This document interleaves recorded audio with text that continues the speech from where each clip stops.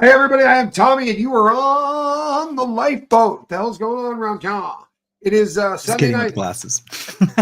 It is Sunday night, and that can only mean one thing. No, not reorganizing my commemorative collection of Elvis plates. That's Thursdays. Tonight is Nightyard, folks, and that can mean only a couple of things. Normally, we round up at least one other convict, sometimes two. Today, we have Russ, the convict who's done time in California's system and has been active in and out, so to speak. And then Willem Dafoe, who somehow we picked up along the way. Good to see you, Willem. And my friend Casper. My friend Casper, who's done a little bit of time in federal prison, and I can attest to this. Holy federal Christ. Right? Because... sorry, guys. Just short enough to not get dinged. Kill that thing. There's that copyright strike you were looking for a minute. Right. It's crazy. Sorry, man. I'm so sorry. We'll drum that out. All right, ready? Everybody check this out. Hey, everybody. I am Captain Tommy. You are on the lifeboat. Look what I found.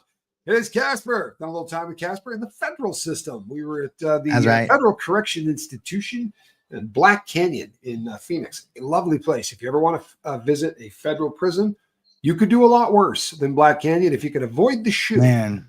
Shoe was a little gank. The rest of the yard was lovely. It really was.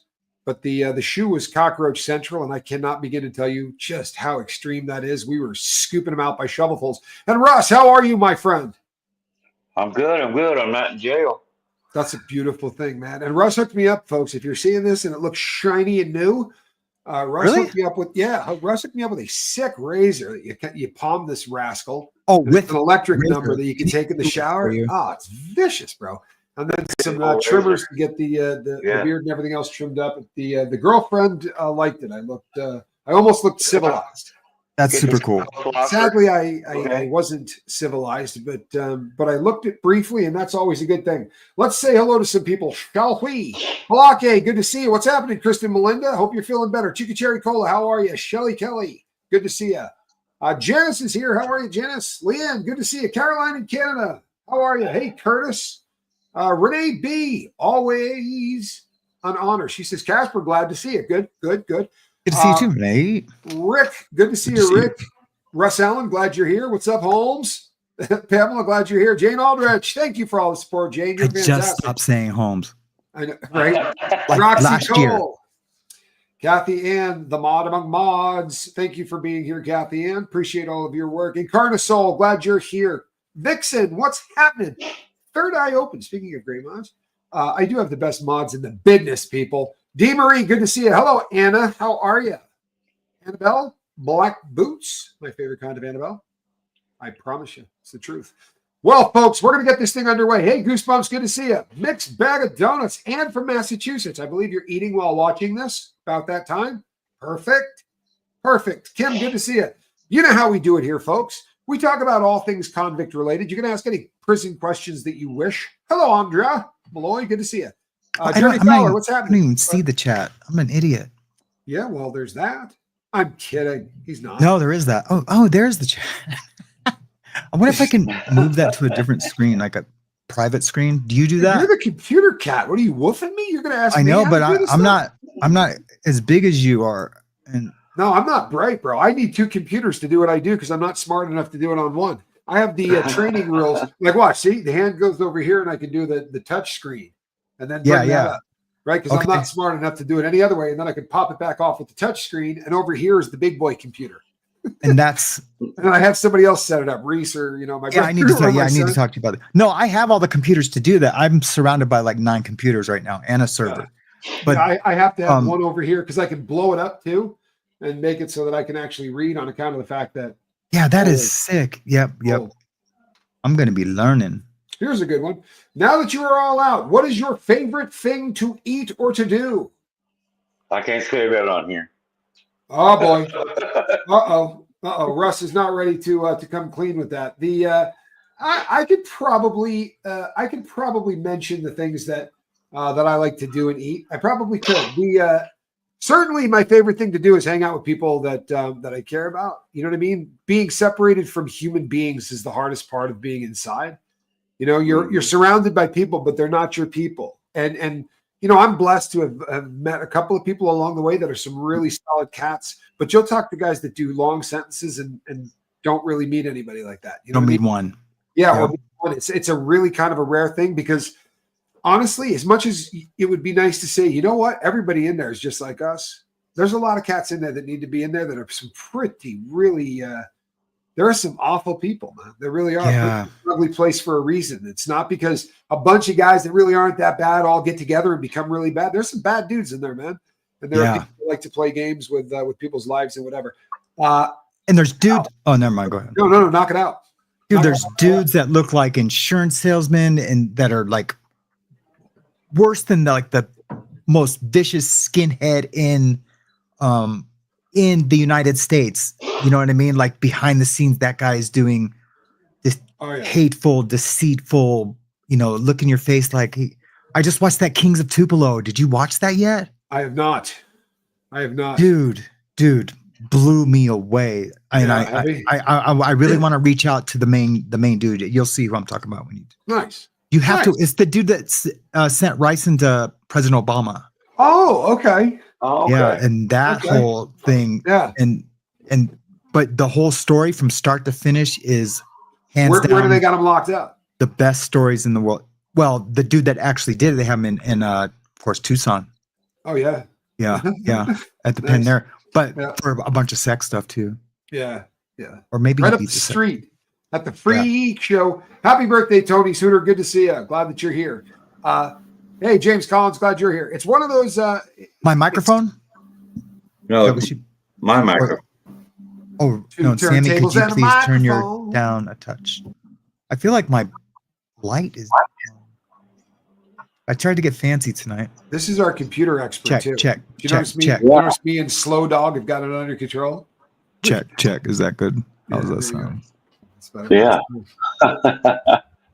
Hold on a second. Oh, that's up now. That is up now. Check 1, 2. Scream for me, Long Beach. Scream for me, Long Beach. Yeah. Cleveland, what's up? Iron Maiden. Yep. This is not the ancient mariner. This is not a dumb question, actually, Taylor Miller. This is not a dumb question at all. Russ, let's start this off with you. Is there anything at all, even the smallest of things, that you miss about prison?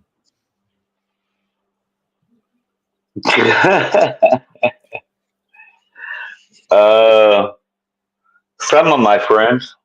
Yeah. You know, there are people in there that you leave behind that are solid. You know what I mean? I miss Q for sure. You know, that's real. Yeah. To be sure. Especially the solid ones that you know aren't getting out, and it busts your heart because there are people getting out that are just such sleazeballs.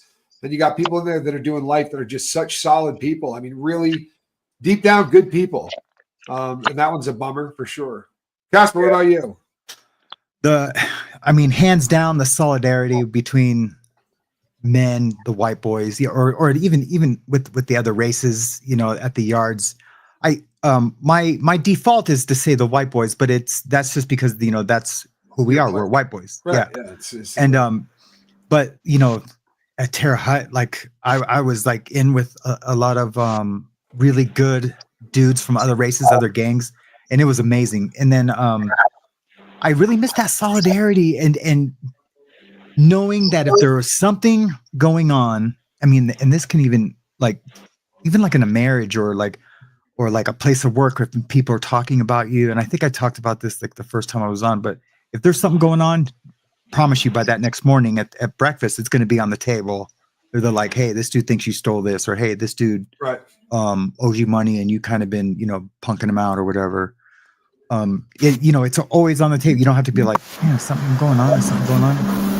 All right, that's who we got. Who's that? That's Russ. Russ, we're gonna have to do something with that mic. I just muted you, but it's getting there we go.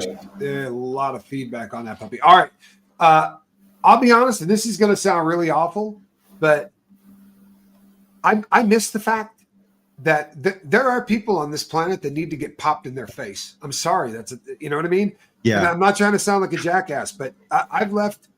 I got saddled, and I'm sick about it. In all honesty, I really am. But there's a decent amount of anger and hate that's hard to shake.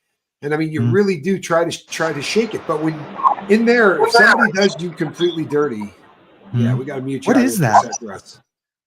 Yeah, that's feedback because I just muted Russ, so it's on his mic. But his microphone picks up like the CB radio or something. It does kind of sound like there's a CB or something going on. Something going on with mine. Yeah. Can you hear me? Try unplugging your mic and just going straight through there and see if it goes that way. I will. Okay. But yeah, I miss the ability to say to somebody, hey, you know what? I got a beef with this dude. Is there a way that we can just get this thing fixed and have someone go, you know what? Well, the two of you go work it out. Right? Seriously, go someplace and you know, and when it's over, it's going to sound crazy because you think of the violence in there, and mostly what you think of is the stuff that you see in the movies where people are stabbing one another. But a lot of it is just two dudes that go into a cell, beat the crap out of each other, and are friends 2 days later. And it's amazing how much that will level out crap really quickly instead of stuff lingering on and being ugly. And honestly, that was refreshing. It may sound, I don't know. I loved it. Sound like a great person, but it really made life a hell of a lot easier sometimes. Yeah. And there are people out here I would love to be able to just go, you know what? I'd like to catch a cell. Yeah, dude. Man. Ugh. I mean, you guys can tell that something's going on fresh with me because I'm like, yeah, man. Now you sound perfect. Get that guy. Yeah, now you sound perfect. Why were you in so many different prisons? Did you transfer, or can you only stay in one place for a certain time? Thanks. Well, it's an excellent question. It's kind of one of those situations, and I'll let these guys answer about their moves. Yeah. But usually it comes down to the fact that you can't stay too long in one place because inevitably you do something stupid, like you get caught making a little wine, and they decide, you know what, you need to be transferred. Or you get caught getting in a fist fight and they go, all right, that's it. You need to be, hey, how are you? You need to be transferred. And these things become, it's very often, at least in the feds, you're getting shipped around because if you get a write-up, especially like a 100 series, which is the bad write-ups, you're gone. They're shipping you. It's that simple. Yep. That's why I got shipped. I always screwed up. How about you, Casper? Man, it's you tried all of them. I did all of them. I was placed too long. I was. They thought that I had a cop. That was one place, and then was in a riot in one, and the cell phone at the one we were at got me out of there, and assaulting the cop in the shoe. Yeah. And then but what stinks about that is you get to another spot, especially if you start moving on disciplinaries, and you get sorry, my latency is bad. But then you start moving on a bunch of disciplinaries, and then your points go up, and then you get to a pen, and they're like, "Hey, dude, what did you do to have to keep?" They're thinking you're either checking in at every spot. Exactly. Why have you been transferred 6 times? Where are all your lockup orders? Yeah. Let's get a look at all your lockup orders. The lockup orders, hands down, because that's gonna say everything. Almost everything. And it's either running up drug debts. But anyway, so having to prove that, hopefully someone is at that yard that was there with you at that yard, and they can just be like, "Oh man, Casper's awesome, dude. Cool tattoo artist. He does get a lot out there with this, but he always pays his debt. I seen him beat up this old man in a chow hall, threw hot water in his face. That's about how it goes. Yeah, the reputation follows you to the next one. And as you said, it almost tells the whole story because guys get slick. You see a guy's on his 3rd sentence or whatever, and he runs up a dope debt. And on his 1st or 2nd sentence, maybe he would have gone and checked in, right? But then he realizes that on that lockup order, they write that you checked in and you're done. So he goes and finds a guy that's about 5'2", 145 pounds, soaking wet in combat fatigues. And he goes like this: "Did you just call me a punk?" Right? Says it all loud as hell. And then chin checks the dude. Now his write-up order says he beat somebody up on a yard and got shipped. Yeah. Right? And they're called PC moves, right? Instead of actually getting protective custody, you just go, what'd you call me? Right? They Crash out. Exactly. It's guys. I've done that, but not to get into protective custody, but to go to another unit. I've done it too. To get off in the county jail. I got to get out of here. Yeah. And to get off a yard. I did to get off a yard too. I hated the yard, man. The yard there was nothing that was going on in any way. And there was a guy that ground my gears for about 3 or 4 days. And finally I was like, why am I not hitting this dude, man? Like, I am tired of being on this yard in the first place. And you know what? If I deck him really good in front of about 3 cops, it's going to be over even quicker. So yeah, that's right. Judge me. I get it. Yeah. That mic's killing me, bud. Hey, Is it really? Is it a new mic? hold on a second. Let's see if it's Russ or if it's you. Because if it's you, I'm lighting you Oh, up. it's definitely not me. No, it's not. It's Russ. It's got to be me. No, because I checked it because like I turned mine off to see if that noise was still happening. Okay. So I Russ, can't figure out what it's doing. Russ, tell us about your transfers, bud. You didn't get moved around much, did you? Yeah, I went to about 12 of them. Yeah, checks out. Yeah. I need to fix my latency. I've been to Quinton. I've been to Folsom. I've been to Donovan, Ironwood. There's a few others. Now, were most of them disciplinary transfers? Oh, of course. When I smashed that cop, when I put him to sleep, well, when he fell down, I went to sleep. Happens. I've seen it happen. Yeah, I had the CDC shuffle. Yeah. Oh. Yeah. Oh, yeah. Diesel therapy. Well, For I've diesel heard of that. therapy. Yeah. Oh, I got some diesel therapy stories. I did too, man. Oh, yeah. Yeah. It wasn't fun at all. Worst. All right, here's one for you. Hey, Casper, were you able to blast on other races? Put ink on other people of other colors? The short answer is no. Yeah. Or the short answer is yes. No, yes. The short answer is yes, actually. And explaining why it's yes is but it just depends where you're at. The East Coast is different, West Coast. People would say because of my ink, the ink that I have on my body, that no matter where I'm at, I shouldn't do it. And unless I've dropped out, which I did. And it's just one of those things. Yeah.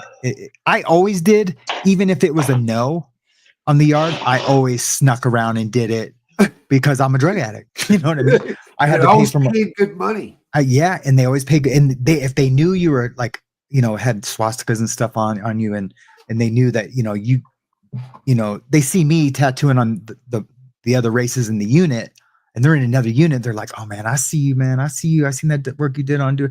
Man, I told him not to tell anybody. He's like, "No, it's just me and him. He told me because he knew I could bless you with the money, and the drugs and that happened a lot at Terre Haute.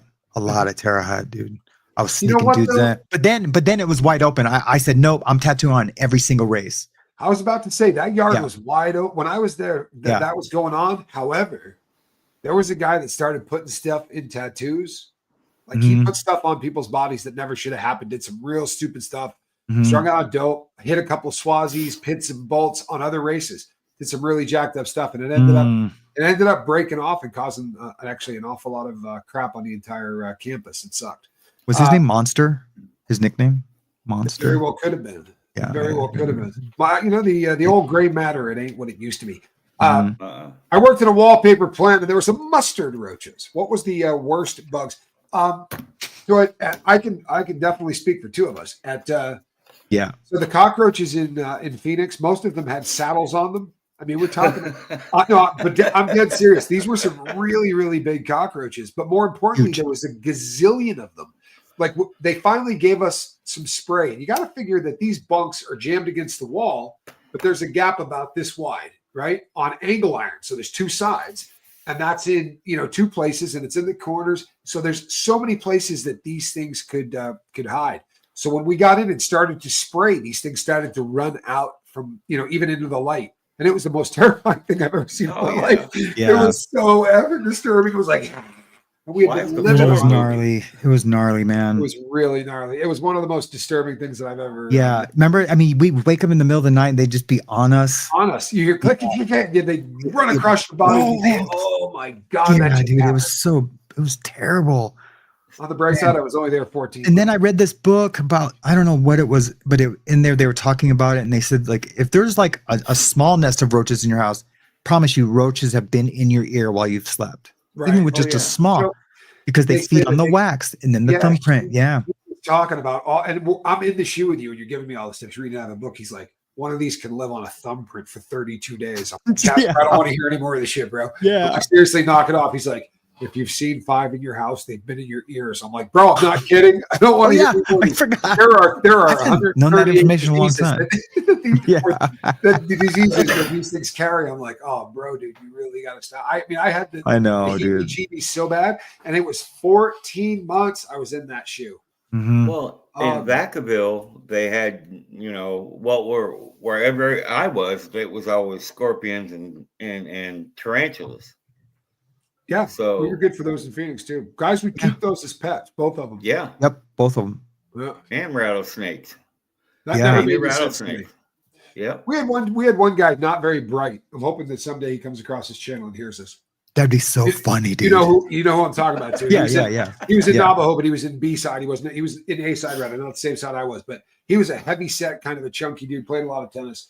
But he would capture bunny rabbits, like the little ones, and try to bring them in. And you can't touch these things. Like you get them inside, they didn't last long. And guys started getting real salty about it. After about the second little bunny didn't make it, they were like, "Bro, you bring another one of those in, we're gonna break your fingers." There's a lot of animal lovers inside, man. There is.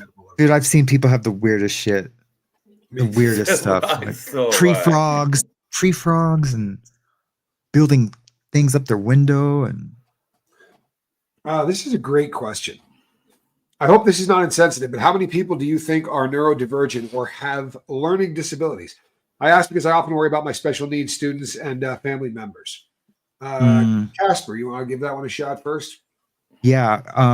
I actually worked in the field before I worked in computers at Microsoft. I was kind of like the program director of a chem dep unit in Long Beach. Anyway, I was just, I don't know why I've told you that. But I did I witnessed a lot of, and it was dual diagnosis. So I knew the DSM-3R at the time. It's like 5 now, right? DSM-5. Right. It was a DSM-3R. And of course I had a little pocket one, and yeah, man, it's bad. It's sad. It's sad. And I've done a few videos on my channel about it, but basically just commenting on these people with learning disabilities in court, and it's obvious, and the judge is getting ready to send them back to prison because they can't find a job, they can't fill out applications because everything's online, and even if it wasn't online, they really needed help. It's crazy. So I've done a couple videos, and that's not me trying to sell you my videos or anything like that, but I've done a couple videos about that, but just commenting on the court hearing, going, man, not really saying anything intelligent or pseudo-intelligent, but just kind of going, man, that really stinks. It needs to change. There needs to be like evals and, eval after eval. Huge problem.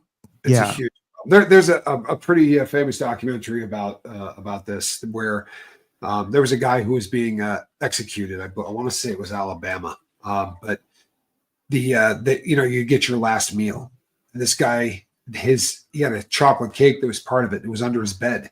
And the guy said, "Hey, you do realize your cake's under your bed." He said, "I'm saving it for later." This dude's going to be executed, and he is saving. So he doesn't have the snap to even realize that what's about to happen. Yeah. His life. That's one of the most disturbing things in the world. Oh yeah, I thought I'd missed something, but now I get it. Yeah. Right. Where's the punishment in this? This is somebody that honestly really believed wholeheartedly that, as soon as that execution's over, what you keep talking about, like to come back and knock out that chocolate cake. Okay. Someone who is that learning disabled. We're going to watch one, right? Doesn't deserve the death penalty. It doesn't. Right? If you can't even grasp that it's happening. Right? Yeah. I mean, honestly, and I think, so in my experience, just personally, when I was at Terre Haute, there was a guy there that looked just like the kid from King of the Hill, Bobby Hill. So what the hell, Bobby? Exactly. They nicknamed Bobby, take off that dress. They nicknamed him Bobby Hill. Yeah. And he was challenged like very few people you've ever met. However, like he walked in the first time I saw him, he walks up, and in prison you don't run up and introduce yourself very often. It's kind of a low key kind of environment. But he goes walking up and goes like this, "Hey, what's your name?" And I went, "What?" And he goes, "What's your name, man?" I go, "Rock." And he goes, "Rod?" I said, "Rock." And he goes, "Okay." And then just walked off, and I went, "The hell was that?" And he goes, "That's Bobby Hill, dude." He goes, "He does that to everybody. Don't trip." And then one day I was walking with him down to the chow hall, right? And he's just in front of me, and he said hello to 800 people and knew every single one of them by name, like without nicknames, whatever, one right after the other. And I thought to myself, this is a guy who's sharp as a tack. If there was somebody somewhere in life that steered this guy in the right direction. Right before I left, I said to him, Bobby, they're doing picture day. I want to come down with me and get a picture. So I will post it at some point. And no joke, I'm standing there getting a picture taken with him, and he goes, other than a booking photo, I don't think anyone's ever taken my picture. And you hear stuff like this and you go, you know what, man? There's so many people inside that should be somewhere else. You know what I mean? Like the prison adopted this kid, but if they didn't, it would have been horrific. Right. Like he had victim written on him in the biggest letters you've ever seen. And fortunately, the shot caller thought he was the funniest kid he ever saw.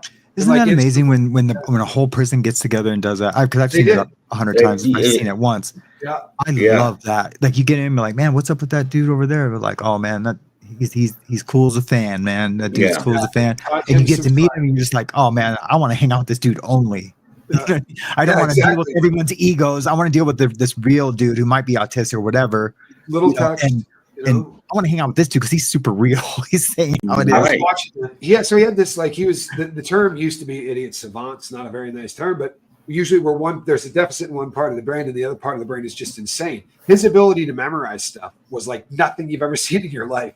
And one day a fight almost breaks out because they're playing cards and the dudes drop something and Bobby goes, "You played that card 4 cards ago. That card." And the guy goes, "The 7." He's like, "The 7 of spades. You played that card 4 cards ago." He did a ago. Rain Man. Yeah, exactly. And he's not like picking a fight. He's like, "I don't know where you got the card from because that one's already been played." He's like, "There's something wrong." And he's like, "You should count your cards. Wapner at 7. You should count your cards." Like, and it's starting to get heated. And once again, like this place had already adopted him. And one of the guys came out and was like, "You know what? You guys gambling?" And he's like, "Yeah." He's like, "Pay him." This kid, number one, the kid doesn't lie. And number two, he can tell you every single thing anyone in the building has said in the last 3 days. You know what I mean? Like he's touched with his ability to remember stuff. But I've seen it more than once. Yeah, I definitely seen it more than once. A lot of guys do. Yeah, a lot of guys in the state will come to his aid. I mean, no matter what. Yeah. I mean, you got shot callers, you got cars. And then sometimes it doesn't work out so well, and those guys don't get adopted. It does. Yeah. Do you remember Scuba Steve? Yeah. This dude wore compression socks. Right? Every 365 days. I forgot about Scuba Steve.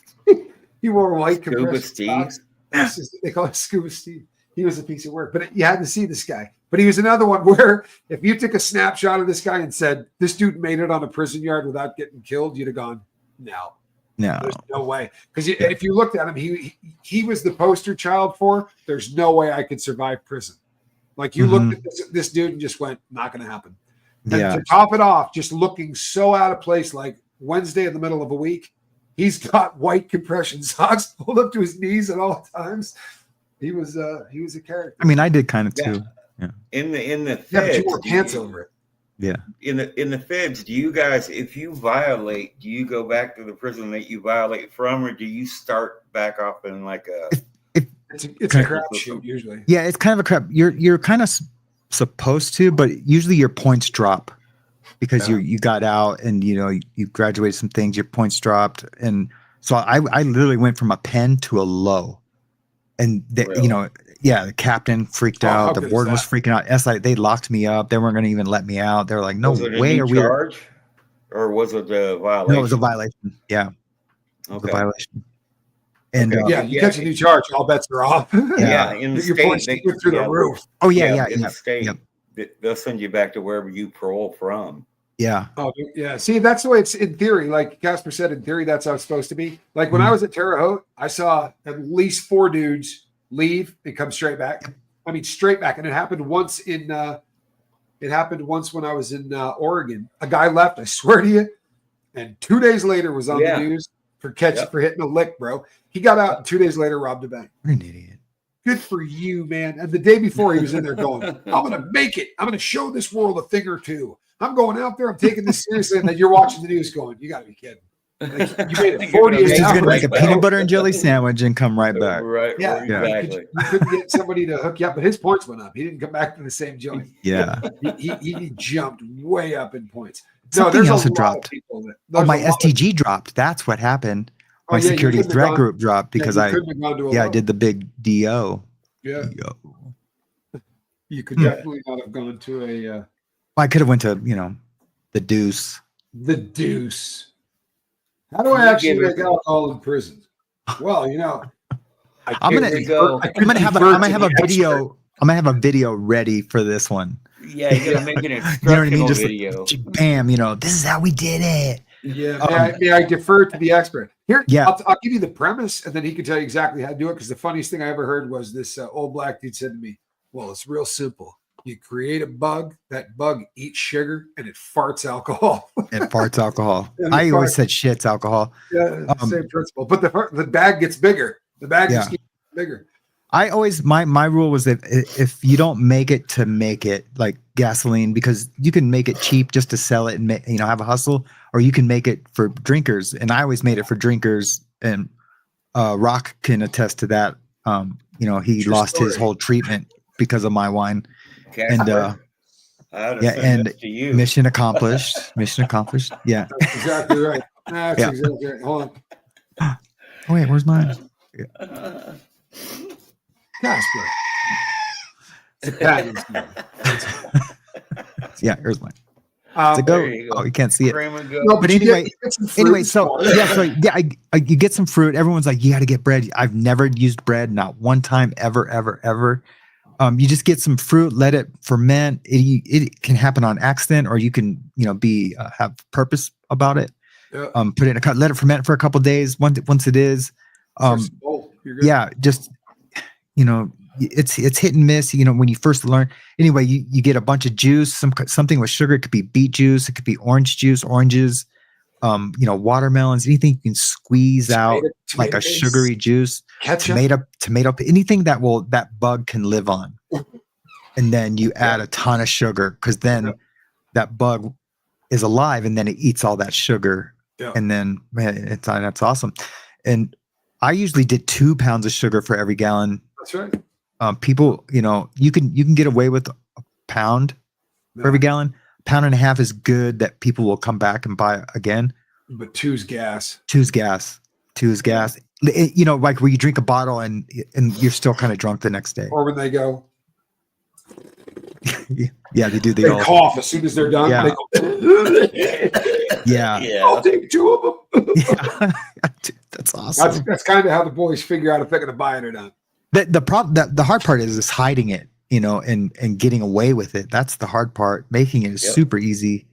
But I have all kinds of tricks and things to do that too. Yeah, you got to get the best way is if you can make really big batches and you put them up. Put them in the Put 'em shelf, up somewhere where hidden. you don't have to look at them. Because like I've made a ton of it in my locker, and it's just you stress out all day. Stress all day. Although I'll tell you, Casper, you'll get a kick out of this. But when I went to Terre Haute, there was a kid. You stack your chairs and you sell. Mhm. He would Mhm. just make 1 gallon at a time, and he would leave the bags flat. He would leave them In between the between 2 the chairs. chairs. And I watched cops take Man, those that's 2 so chairs, smart. stick them in the hallway, tear his entire cell apart because everyone Mhm. knew he was making wine, and then pick the 2 chairs up, put them back in the cell. Like Yeah. it happened forever. Yeah. Forever he got away with it. It was the stupidest thing I ever saw, man. Or the one I kind of liked, but I always said you guys were fronting off the whole unit. It was when they would leave it out hanging on a chair with I the coat know. over it in the day room. That's the dumbest thing. I dude. hated that because They'd it have a always mesh brought bag. heat. Yeah. They'd have a mesh bag, and the wine would hang in the mesh bag, and then they would throw a coat over it. They would just sit like this in the day room all day. But Or go to the inevitably, yard and thing's leave it. burping. Yeah. It's burping, and if they catch it, they're just going to wreck the whole unit. It's just Yeah. stupid, man. Because no one's It going to is- say, oh, that was mine. Yeah, it is a real bug for all intents and purposes because the fermentation is just honestly the creation of bacteria, and that bacteria starts to eat the fruit, and that It's a bug. process. Yeah, it's a bug, and the process of that bug, really getting busy on sugar. And I would do like if I had my druthers, I would just use grapefruit because I loved the taste of the stuff. Me too. made off of grapefruit. Grapefruit wine Me actually too. tasted good. And the sad thing is that you end up drinking a lot of stuff. If you're going to do this, you're not going like this. Oh, that's nice. When did you know what I mean? It's more about yeah. Ooh. You sort of gotta, you really gotta want to catch a buzz. You know what I mean? It helps to have a drinking problem because if not, you're to be fair and honest though, I really started to enjoy the taste of it. If it was cooked off all the way and it was strained good enough, I was enjoying the taste after a while. But that's with anything. Well, You know, I would tar tell you heroin. this. You know, smoked tar. I only did it once or twice, but you just like, how do you guys even do this? You know, people are Right. like smoking foil after foil after foil. The one That's how thing they I do will it. say is, because you made an excellent batch, I will tip my hat to it. It was fire.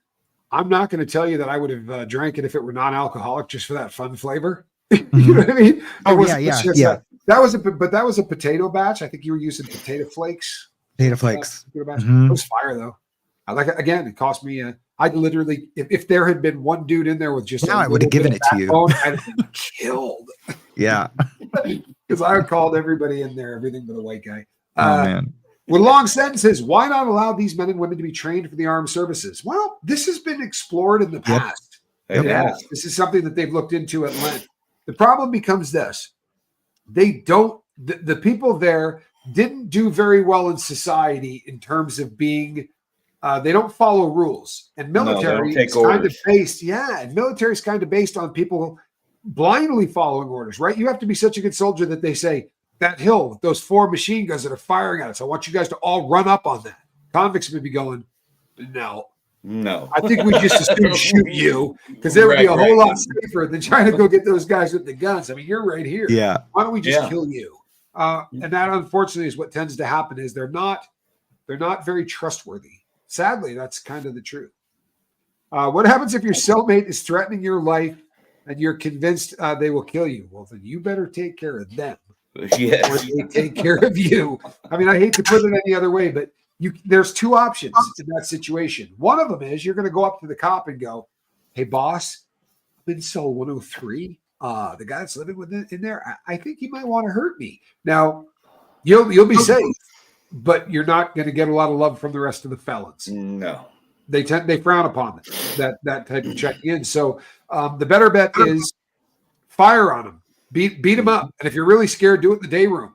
Mhm. Right? Don't fight him one-on-one in the cell where you can, if you're really freaked out about it, just jack his chin in the day room or the chow hall. Yeah. Right? That's probably your best bet because it does happen. Now, I'll tell you the scary thing is this. You go to the special management unit and you're afraid that your cellmate might kill you because you're not getting out. You're in with him 23 hours a day. When you go to rec, you're with him in the rec cage. The only time you're not with this fool is when he's in the shower next to you and there's a mesh cage in between you. The rest of the time, 365 days a year, you're with this fool. And I'll be honest, my first cellmate was a lunatic. Like his paperwork was the most jacked up thing I've ever seen in my life. Cannibalism, like crazy, crazy stuff. Yeah. On the bright side, he was like 5'6" and about 140 pounds. Right. So I had that going Perfect. for me. Yeah, exactly. Perfect. I picked him up off the ground by the throat the first day and said, I intend to go home from this place. You feel me? Like you're That's not a going to chew on my ears. Any of that stuff. It's a great feeling when you get a new cellie or you walk into a new cell in a new prison, whatever, and you know you can take him. You know what I mean? Not that we're bullies, because I'm definitely not a bully. No, it's that I'm a safe bully feeling. bully. I don't have But anything to it's worry that- about. Yeah, man, this guy ain't gonna try to tell me to clean that drip of water off the stainless steel sink, and and this is what we're doing. I have a routine. I need you out so I can jack. At 5. None of that's going down if I can take this dude. Yeah, your The routine. really That's funny thing is, over. Yeah. that's such a killer. It's such a killer comment. Because that's exactly it, dude. Hey, here's the deal, man. In this cell, you take a leak, you got to put one knee on the ground, right? One up. Yeah. I'm for real, bro. When you get in the feds, there's a certain group of people that you live with, and they will tell you, "Hey, you got to kneel down to pee." I'm like, "Yeah, that's probably not gonna happen, bro." And you got to be flushing the whole time you're doing it. I'm like, "I'm not that coordinated, bro." In all honesty, I don't think I could pull that off if I wanted to, and it's probably not gonna happen. And he's not lying. I had a dude that was like, "Hey, man, there's 4 drops of water in the sink." I was like, you're messing with me, right? There are 4 drops of water in the sink. Yeah. He's like, I wiped that out, bro. That stays completely wiped out. I'm like, I'm particular about my home. I'm like, this ain't your home, bro. And if it is, you really need to reevaluate your existence on planet Earth. But no, it gets bad. it gets bad, and I promise you, those dudes weren't living like that on the streets. They, I see their dental wear. Like, you didn't even have a toothbrush. You're not going to tell me you have this ripped up little cow piece of rag over the toilet that you clean with every day, and then there's a drop of water or a drop of pee or water, whatever. Right, you get OCD the second you hit the unit. So bad that you need to tell me about it. Yeah, miss me Clean with it, that dude. crap. Clean it. Miss me with that crap. Miss me with that. Yeah. But if you get in there and you got 7 inches and 35 pounds on it, the first time the guy goes, "Hey man, there's some water in the sink." You go, "Yeah, there is. I noticed that." She's Right. And spitting in the sink. I'll tell you something. Saw that Feds, too, right? Yeah. in the feds, if you spit in the sink, you got a really good chance of getting in a fist fight. Yeah. Seriously. Anywhere. Like, dude, when I met Quibs, like the first time we were together in the same place, I was brushing my teeth. I went, spit in the toilet. She goes, "What are you doing?" I was like, "Just brushing my teeth." She's like, "Why are you spitting in the toilet?" I'm like, because I spit in the toilet. She's like, "Spit in the sink." What the hell's the matter with you? But you get trained. You don't spit I in the brush my sink. teeth in the shower still, mostly, unless I forget.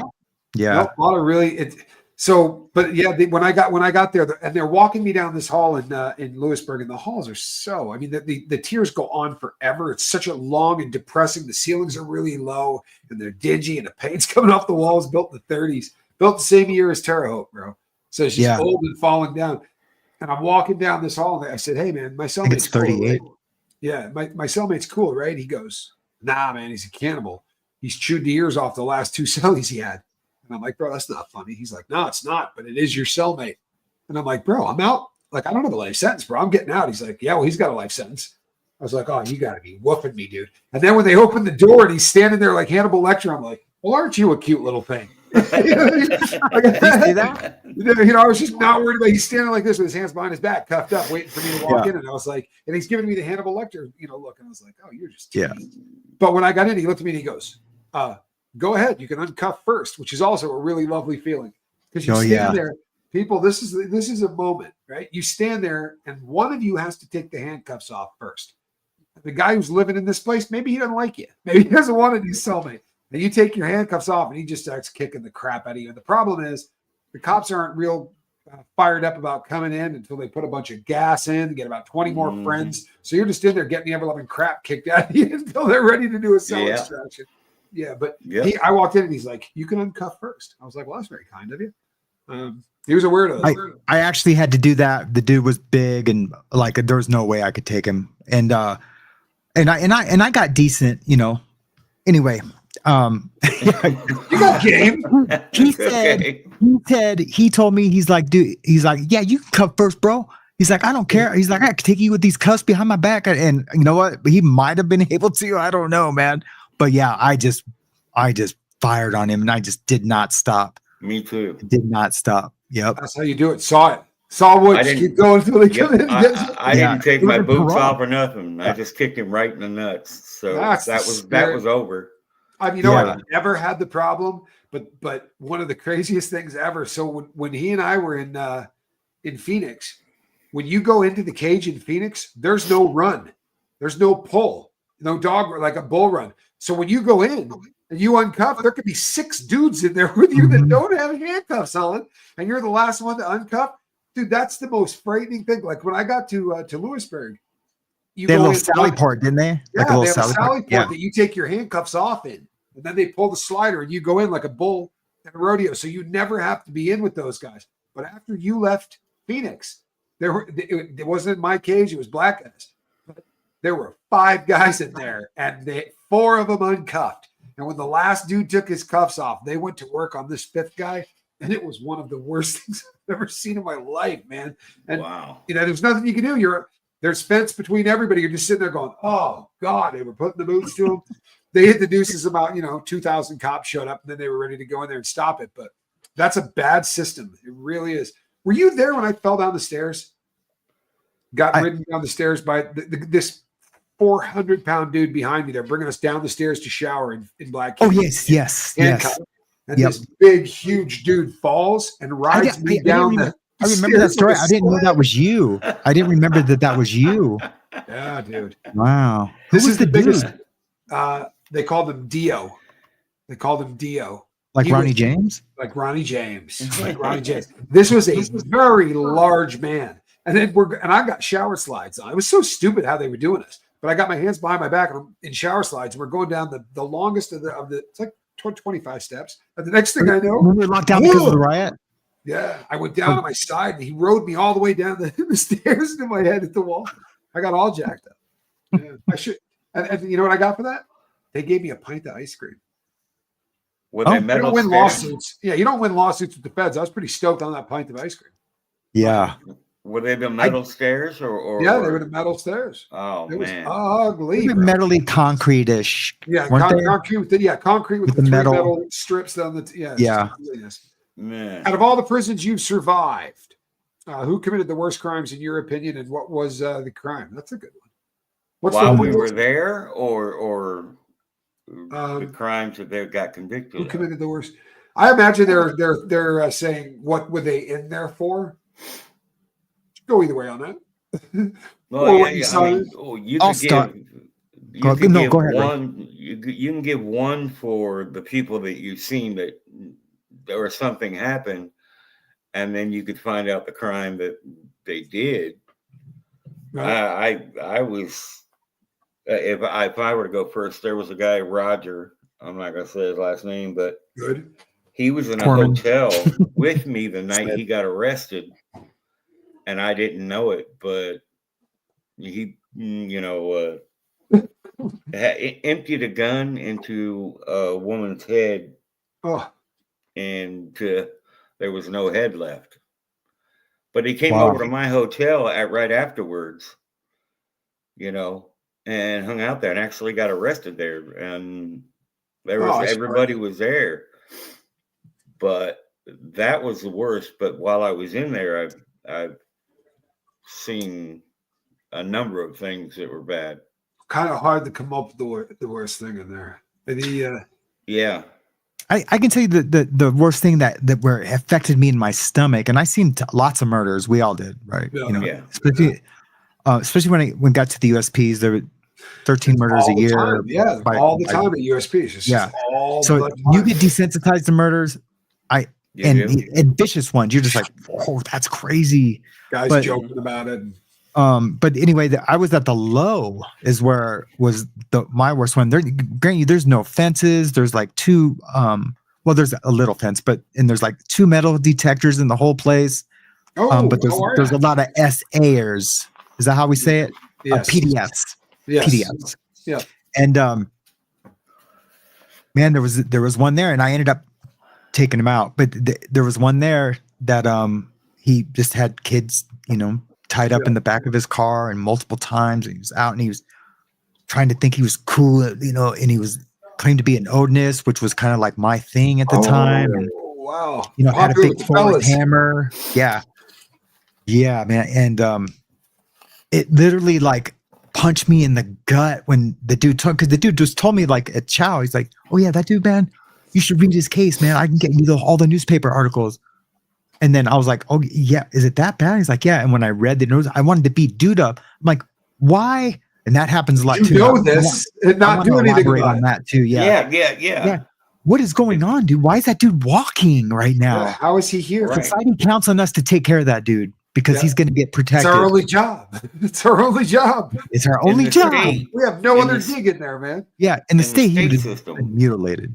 What's Sorry, that? Casper. But in the No, state it's all right. system, Mhm. if you were the one, if I was the one to find out if the guy had that kind of a jacket, I would be the one that had to take care of it. Mhm. You know what's good for you. Same in the No, feds. yeah, but here's another thing. If he's not from my car, if I brought it to that car's attention, then it would have to be passed on. But Yeah. it would be done. Right. Yeah. There's times where these, It was a low, and I knew I was going to have to do something like that anyway, just for Yeah. my own paperwork. Yeah. We all but, did. like, Absolutely. yeah, I was already there like 5 days too long, Yeah. and I was there 6 days, Yeah. But here's another thing. This has happened to me a couple times. I get out of the shoe, go to a unit, especially a detention center like in Chicago or SeaTac or wherever the detention, Atlanta, You get out of the shoe from a fight, you go to a different unit, you get into the unit, and they're like, oh hey man, your celly's no good. Right. I just want to let everyone thinks they're cool. Hey, I can see you're good. Well, you don't even know me, dude. I could be the biggest POS around. Exactly. What do you know? Right. Because of my ink, they're like, hey, brother, I can see you're good, bro. But I just want you to know, man, your celly's a piece of shit, bro. Then why is he here? Yeah. Why is he here, dude? Why do I have to come into this You've cell? been waiting on me to clear this up, have you? Right. Yeah. And I've politicked before on that. I'm like, no, you done. It's done. Dude's gone. You guys are doing it. Not me. It's got the shoe. There's Or I not just one got solid here. wood on this yard that could take care of it before I got here. No. Yeah. That ain't happening. Yeah. I've been to I'll spots tell like you, that though.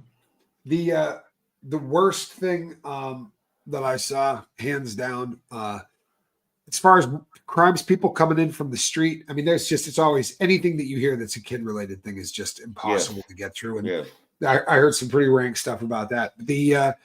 There was a guy at the special management unit, and we had 6 people to a cage, and this guy is fairly famous actually from the state that I was from, right?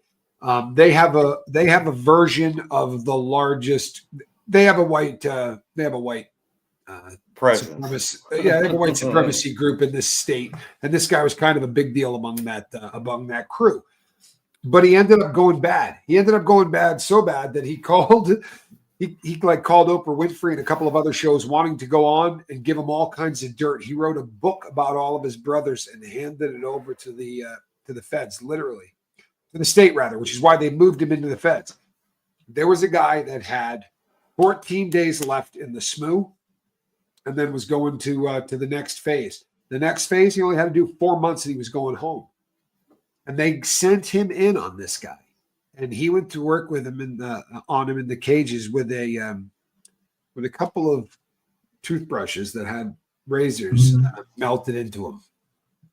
And it was one of the most disturbing things you ever see. He basically did some plastic surgery work on this guy's face. It was really, really horrific.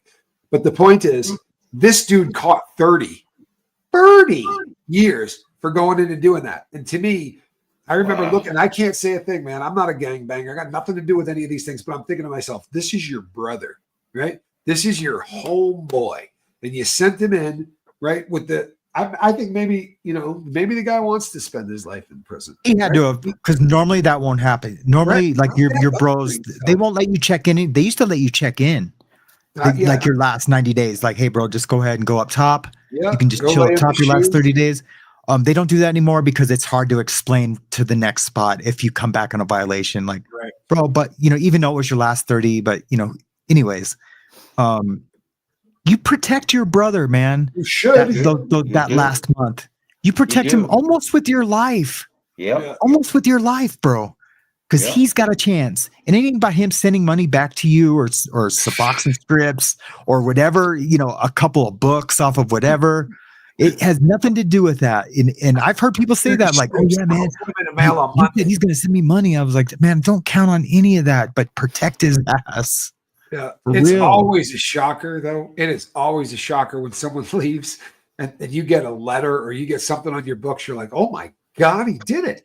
But I didn't see, I'm not joking you. I swear to you, this is the truth. I swear to you, this is the truth. I never saw a white boy leave prison. Double swear. I never saw a white boy leave prison in the feds who did not swear on a stack of Bibles. They were sending strips to somebody else. I'm not joking. Every person that left had a plan. They were getting out. They were mailing strips in. Like, I never once saw someone leave that I was so proud of myself because as it was getting time to go, guys were like, hey, man, I know exactly how you are. I'm like, I'm not doing it. Don't talk to me about it. I'm not mailing anything in. I'm not, none of those things, bro. I'm not going to lie to you about it like everybody else does. I'm not going to sit here and go, oh, I got you Monday, dude. I think they figure, out of 10, maybe one will. I've actually seen a couple do it, but I promised to do it. I couldn't figure it out. I mean, I could figure it out, but I couldn't, I got scared. Just to put it that way, someone got indicted on that yard for doing it, and the people on the street. But the dude who I was going to do it with did have me show other people how to mail it in, and I did that. I was, if that's the least I can do, cool. I helped out, helped the car out, I Anyway. plead the fifth. That's the spirit. Good job. I'll Good tell you job. something. I'll tell you right now, because look, I'm not outing anybody. This is defunct, so I'm not screwing up anybody's hustle. But what they were doing Oh was yeah. they were going and grabbing a magazine from like wholesalers. Like when you get a magazine sent to your house, there's a little section on the bottom of it about this big. It's white, and it prints out your name or whatever on it, right? If that magazine is going to a store, no, this has already been in the feds. This is a wrap in the stores. But what they would do is there's nothing happening in the feds. Nothing anymore. Inside, what they would do is they would open up the deodorants, and they would just line the inside, because you get the little packets in there. They would line the inside of those deodorant things that they were mailing in with strips. I'll be right back. And they would print the convict's name. They would put it in a regular printer and print the person's name, his register number, and all that stuff, and it looked just like it came. And then they would drop it in any mailbox in the U.S. And it just looks like it's going along the line. And it worked for a long time. There's a lot of guys getting stuff in that way. But like the feds are, instead of just stopping it, they figured out what was happening, how it was going down, and they tracked it, and they followed it back, and they eventually got all of the people that were involved. And the feds are unique. What they did, they literally sent everybody a letter, just said, hey, by the way, here's what you're not ever going to get away with again. Right, for real. Like, you got a letter in the mail from them. And what they said was, in all magazines from this point on, there will never be anything in the magazine. There won't be any deodorants. There won't be the little thing that you can fill out so that you can get a subscription. Those are pulled because guys have taken those and dumped them in they take meth and denatured alcohol and soak it, whatever. Right. And, I mean, every way you can think of, convicts are slick as hell. The one thing about sorry, Les. Go ahead. Oh yeah, I just want to say hi to James Collins, man. I appreciate you, brother. Yeah, he's been looking out, like watching my videos and liking and commenting, and that really helps, man. That really helps. Yeah. Thank you so much, bro. In fact, if we got a wrench, can one of the wrench throw up a link to Casper's channel too, please? Here's the deal. I was getting like 70,000 hits, 100,000 hits on a couple, and that was starting to pick up, and I had to take a month off. And YouTube, that like did something with YouTube. I don't know, but I can't tell you. The algorithm rewards my rank. Yeah, the algorithm rewards you continuing to put up content nonstop. If you stop putting up content, you are in real serious trouble. I can't tell you. Trying to get it back. Yeah, I do. I wanted to tell you this, Tommy, and Casper, in Orange County, in California, they have a main jail, which is the Orange County jail, your fishbowl and everything, and then you get sent out to like a branch jail, like a camp jail. Theo Lacey is what it's called, and one of the interstates goes right through the softball yards through there. So, wow. mean, yeah, you know how many softballs and handballs, tennis balls, and all kinds of stuff. Oh yeah, pack that thing with dope and fling it over the fence. Tucson's that way. I mean, Tucson's that way. I was walking late night on a path, and a big ass ball dropped over the fence, and I'm like this. I looked down; it was like a soccer ball with duct tape on it, and I reached down to pick it up, and the guy went, "Don't pick that up," and I just kept walking.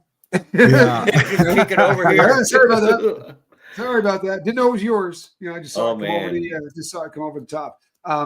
Funniest thing you ever saw inside. I'm going to leave this one off. There are a bunch of great pranks that guys have been doing in prison for a million years. Story. Go ahead.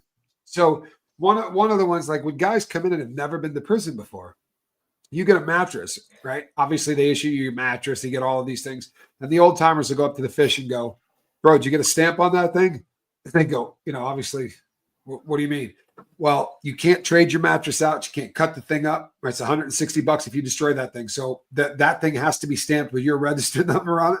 Where do they do that? They do it at mail call. Just bring it down there. So you got like two rookies standing there with mattresses and mail call, lines of people, and they're just standing there. And everybody knows that, the whole mattress stamp thing. And they're sitting there just like, because it probably happened to them, but nobody's cracking a joke.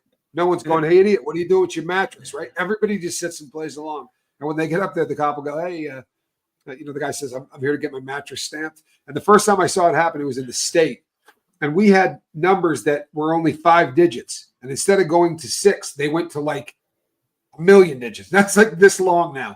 But the guy, the cop would say, what's your back number?" 100. He'd get to that point. The guy go, yeah, it checks out. just get here, did you? Or they would put stuff up on the wall, fishing trip. Sign up for the fishing trip.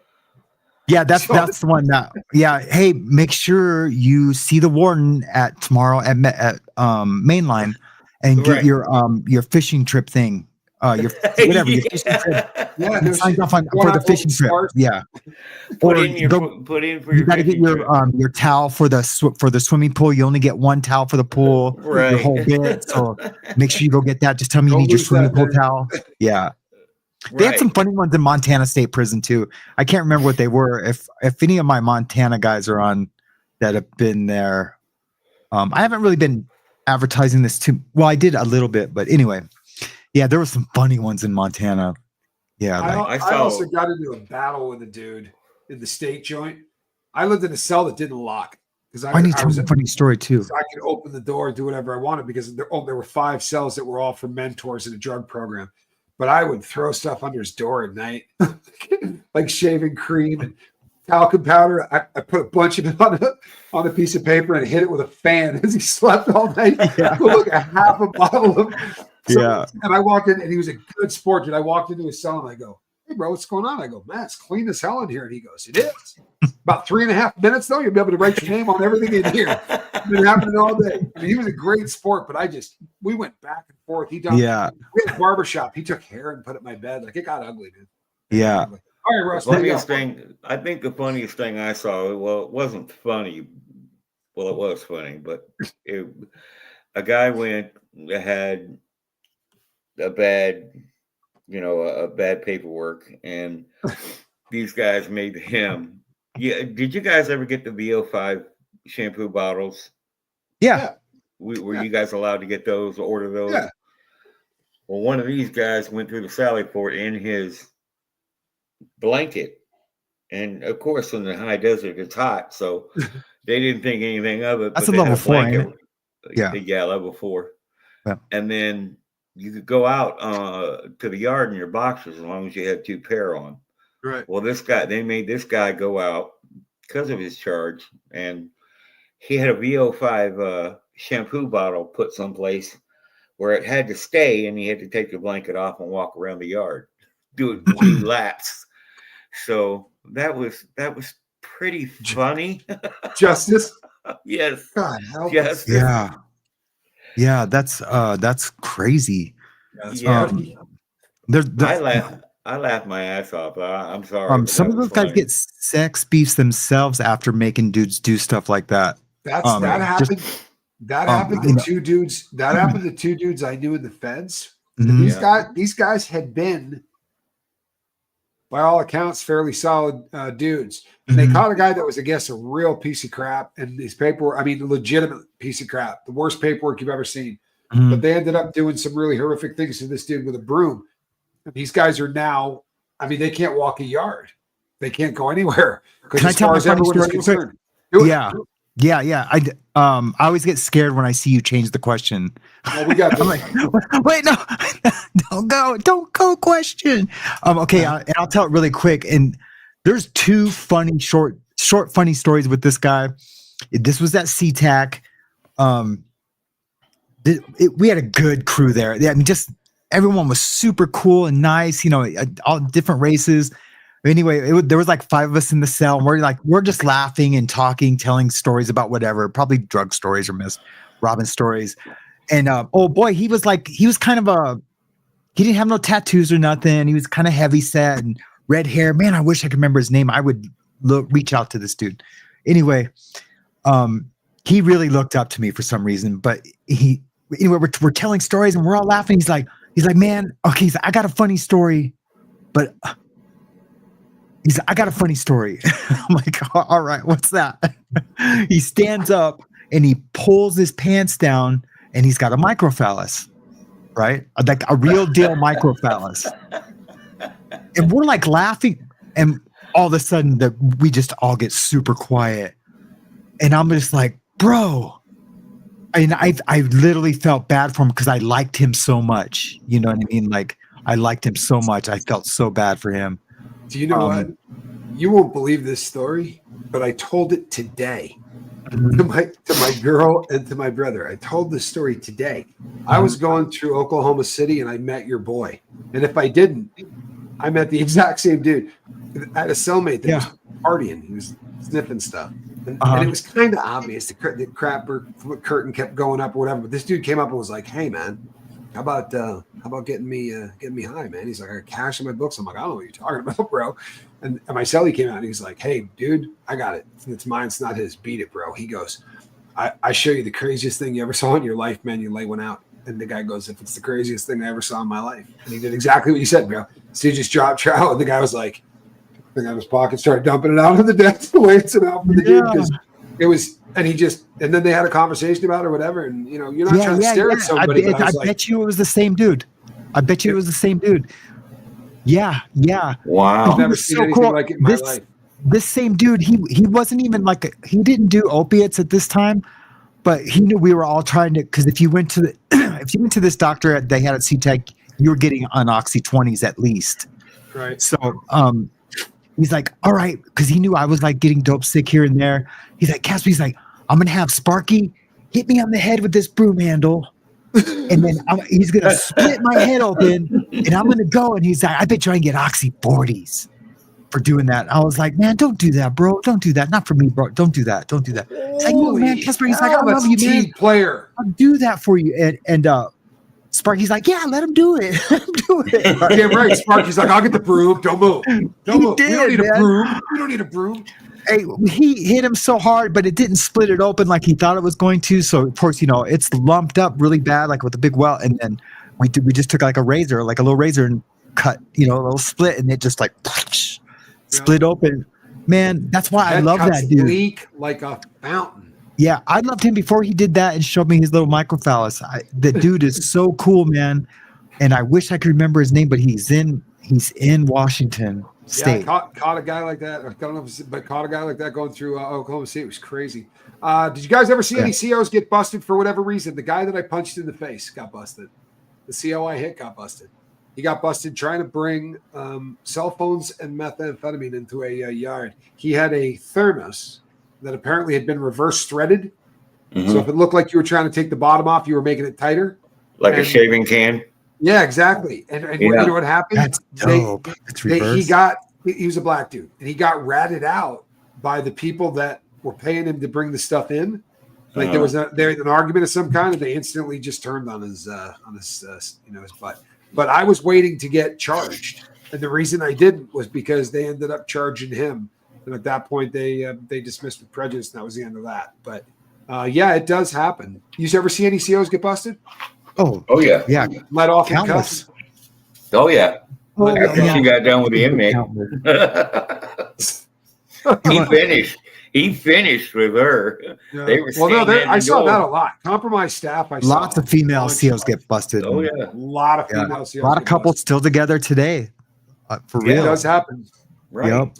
You don't have you don't happen to remember the name? There was a black caseworker, and her name was like Miss something, but it was like misdemeanor, or misappropriation. It was like one of those kind of names, and I can never remember what her name was. Black Canyon?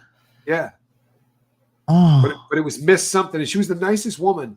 But I've got a mental block on the woman's name. I can never remember. But was she hooking up with anyone? Yeah, that's why I brought it up. Okay, yeah. I assume that I shouldn't even have said that. My bad. Yeah, no, she was absolutely getting busy with at least a deuce. Mm-hmm. And I know two of them. I knew one of them were. And you do. Yes, yeah, I do. Yeah. Allegedly. Now, as far as conjugal visits, all right, here we go. How common are conjugal visits? It depends on your cellie. You know what I'm saying? In the feds, if your cellmate's down, conjugal visits can happen. I love it when you do that. I love it when you do that. If you actually want somebody from the street, gets a little tougher. The feds do not do conjugal visits. Doesn't mean it doesn't happen occasionally, but it requires a whole lot of slick, right? It's not something. I actually got married in a federal prison, and they gave me, I think, about 6 seconds for our conjugal visit. They're like, "We're not pronouncing man and wife. Wrap this up. We need to get you back to the unit." I mean, there's none of that going on anywhere. Do you speak to her at all still? We do not speak. Okay. Yeah, unfortunately, I think that He kind of went off the deep end. It was an unfortunate. She got into some drugs. She was beautiful. Yeah, she was a lovely looking lady, to be sure. But in state facilities, Russ could probably talk to you about it. In state facilities, conjugal visits, it never made sense to me, to be honest with you. I mean, it's a super cool thing to do for an inmate. Good conduct. I know you definitely have to have clear conduct. And I mean wicked clear conduct, right? You get caught farting and they take away conjugal visits. Mhm. You can't do a damn thing wrong. That's the Did you first guys thing get conjugal visits in feds? No, only not at only all. if your cellmate was cool as hell. You know what I mean? How to be real understanding. It's funny even the second time, bro. It's still funny. In 2 weeks from now, Keeps when getting we funnier have this every question single again, time I drop it. every single time I see it. In the state, you Good could. reference. In Yeah, the state, you could. No, that's a beautiful thing. Again, does it make sense to you as a convict why they allow it? I mean, it seems to me No. like it gives inmates an opportunity to have kids that they're not going to be able to take care of. I mean, that's what Ooh, I never thought of that. it just seems like a really odd setup to me. You know what I mean? I never thought of that, dude. Well, there was a guy. He was a biker that was at Black Canyon, and he would tell you stories. He's like, he's got four. That's what I call them. 4 kids. That's what I call them too. 4. And I've got kids. 5 uncles that are booger eaters. A lot of my friends are booger eaters. Such a Yeah, great expression. I know. But this particular late splitting booger eater had 4 kids, all of whom he had he consummated, right? They were actually conceived during a conjugal visit. Yard How A, impressive is B, C, and D. Just call them yard. That's it. Yeah, from yard. Just name them after the yards. No, man, I'm yard A. Yeah, this is Quentin. My That's son Borrego Hall. That's Chino. That's Tracy. That's Quentin. Tracy. You know my son Chino. Yeah. Oh, that's awesome. Corcoran. My daughter Tracy. Boy, you could have do a good comedy routine on that. We call him Cork for short. Yeah. Did any of you do time when 60 Days In was taping? Did you see that the very first season sheriff is now in jail? I did hear that. Yeah, I did. Ooh, hear that. no, I He's out want of to know Indiana, more. isn't he?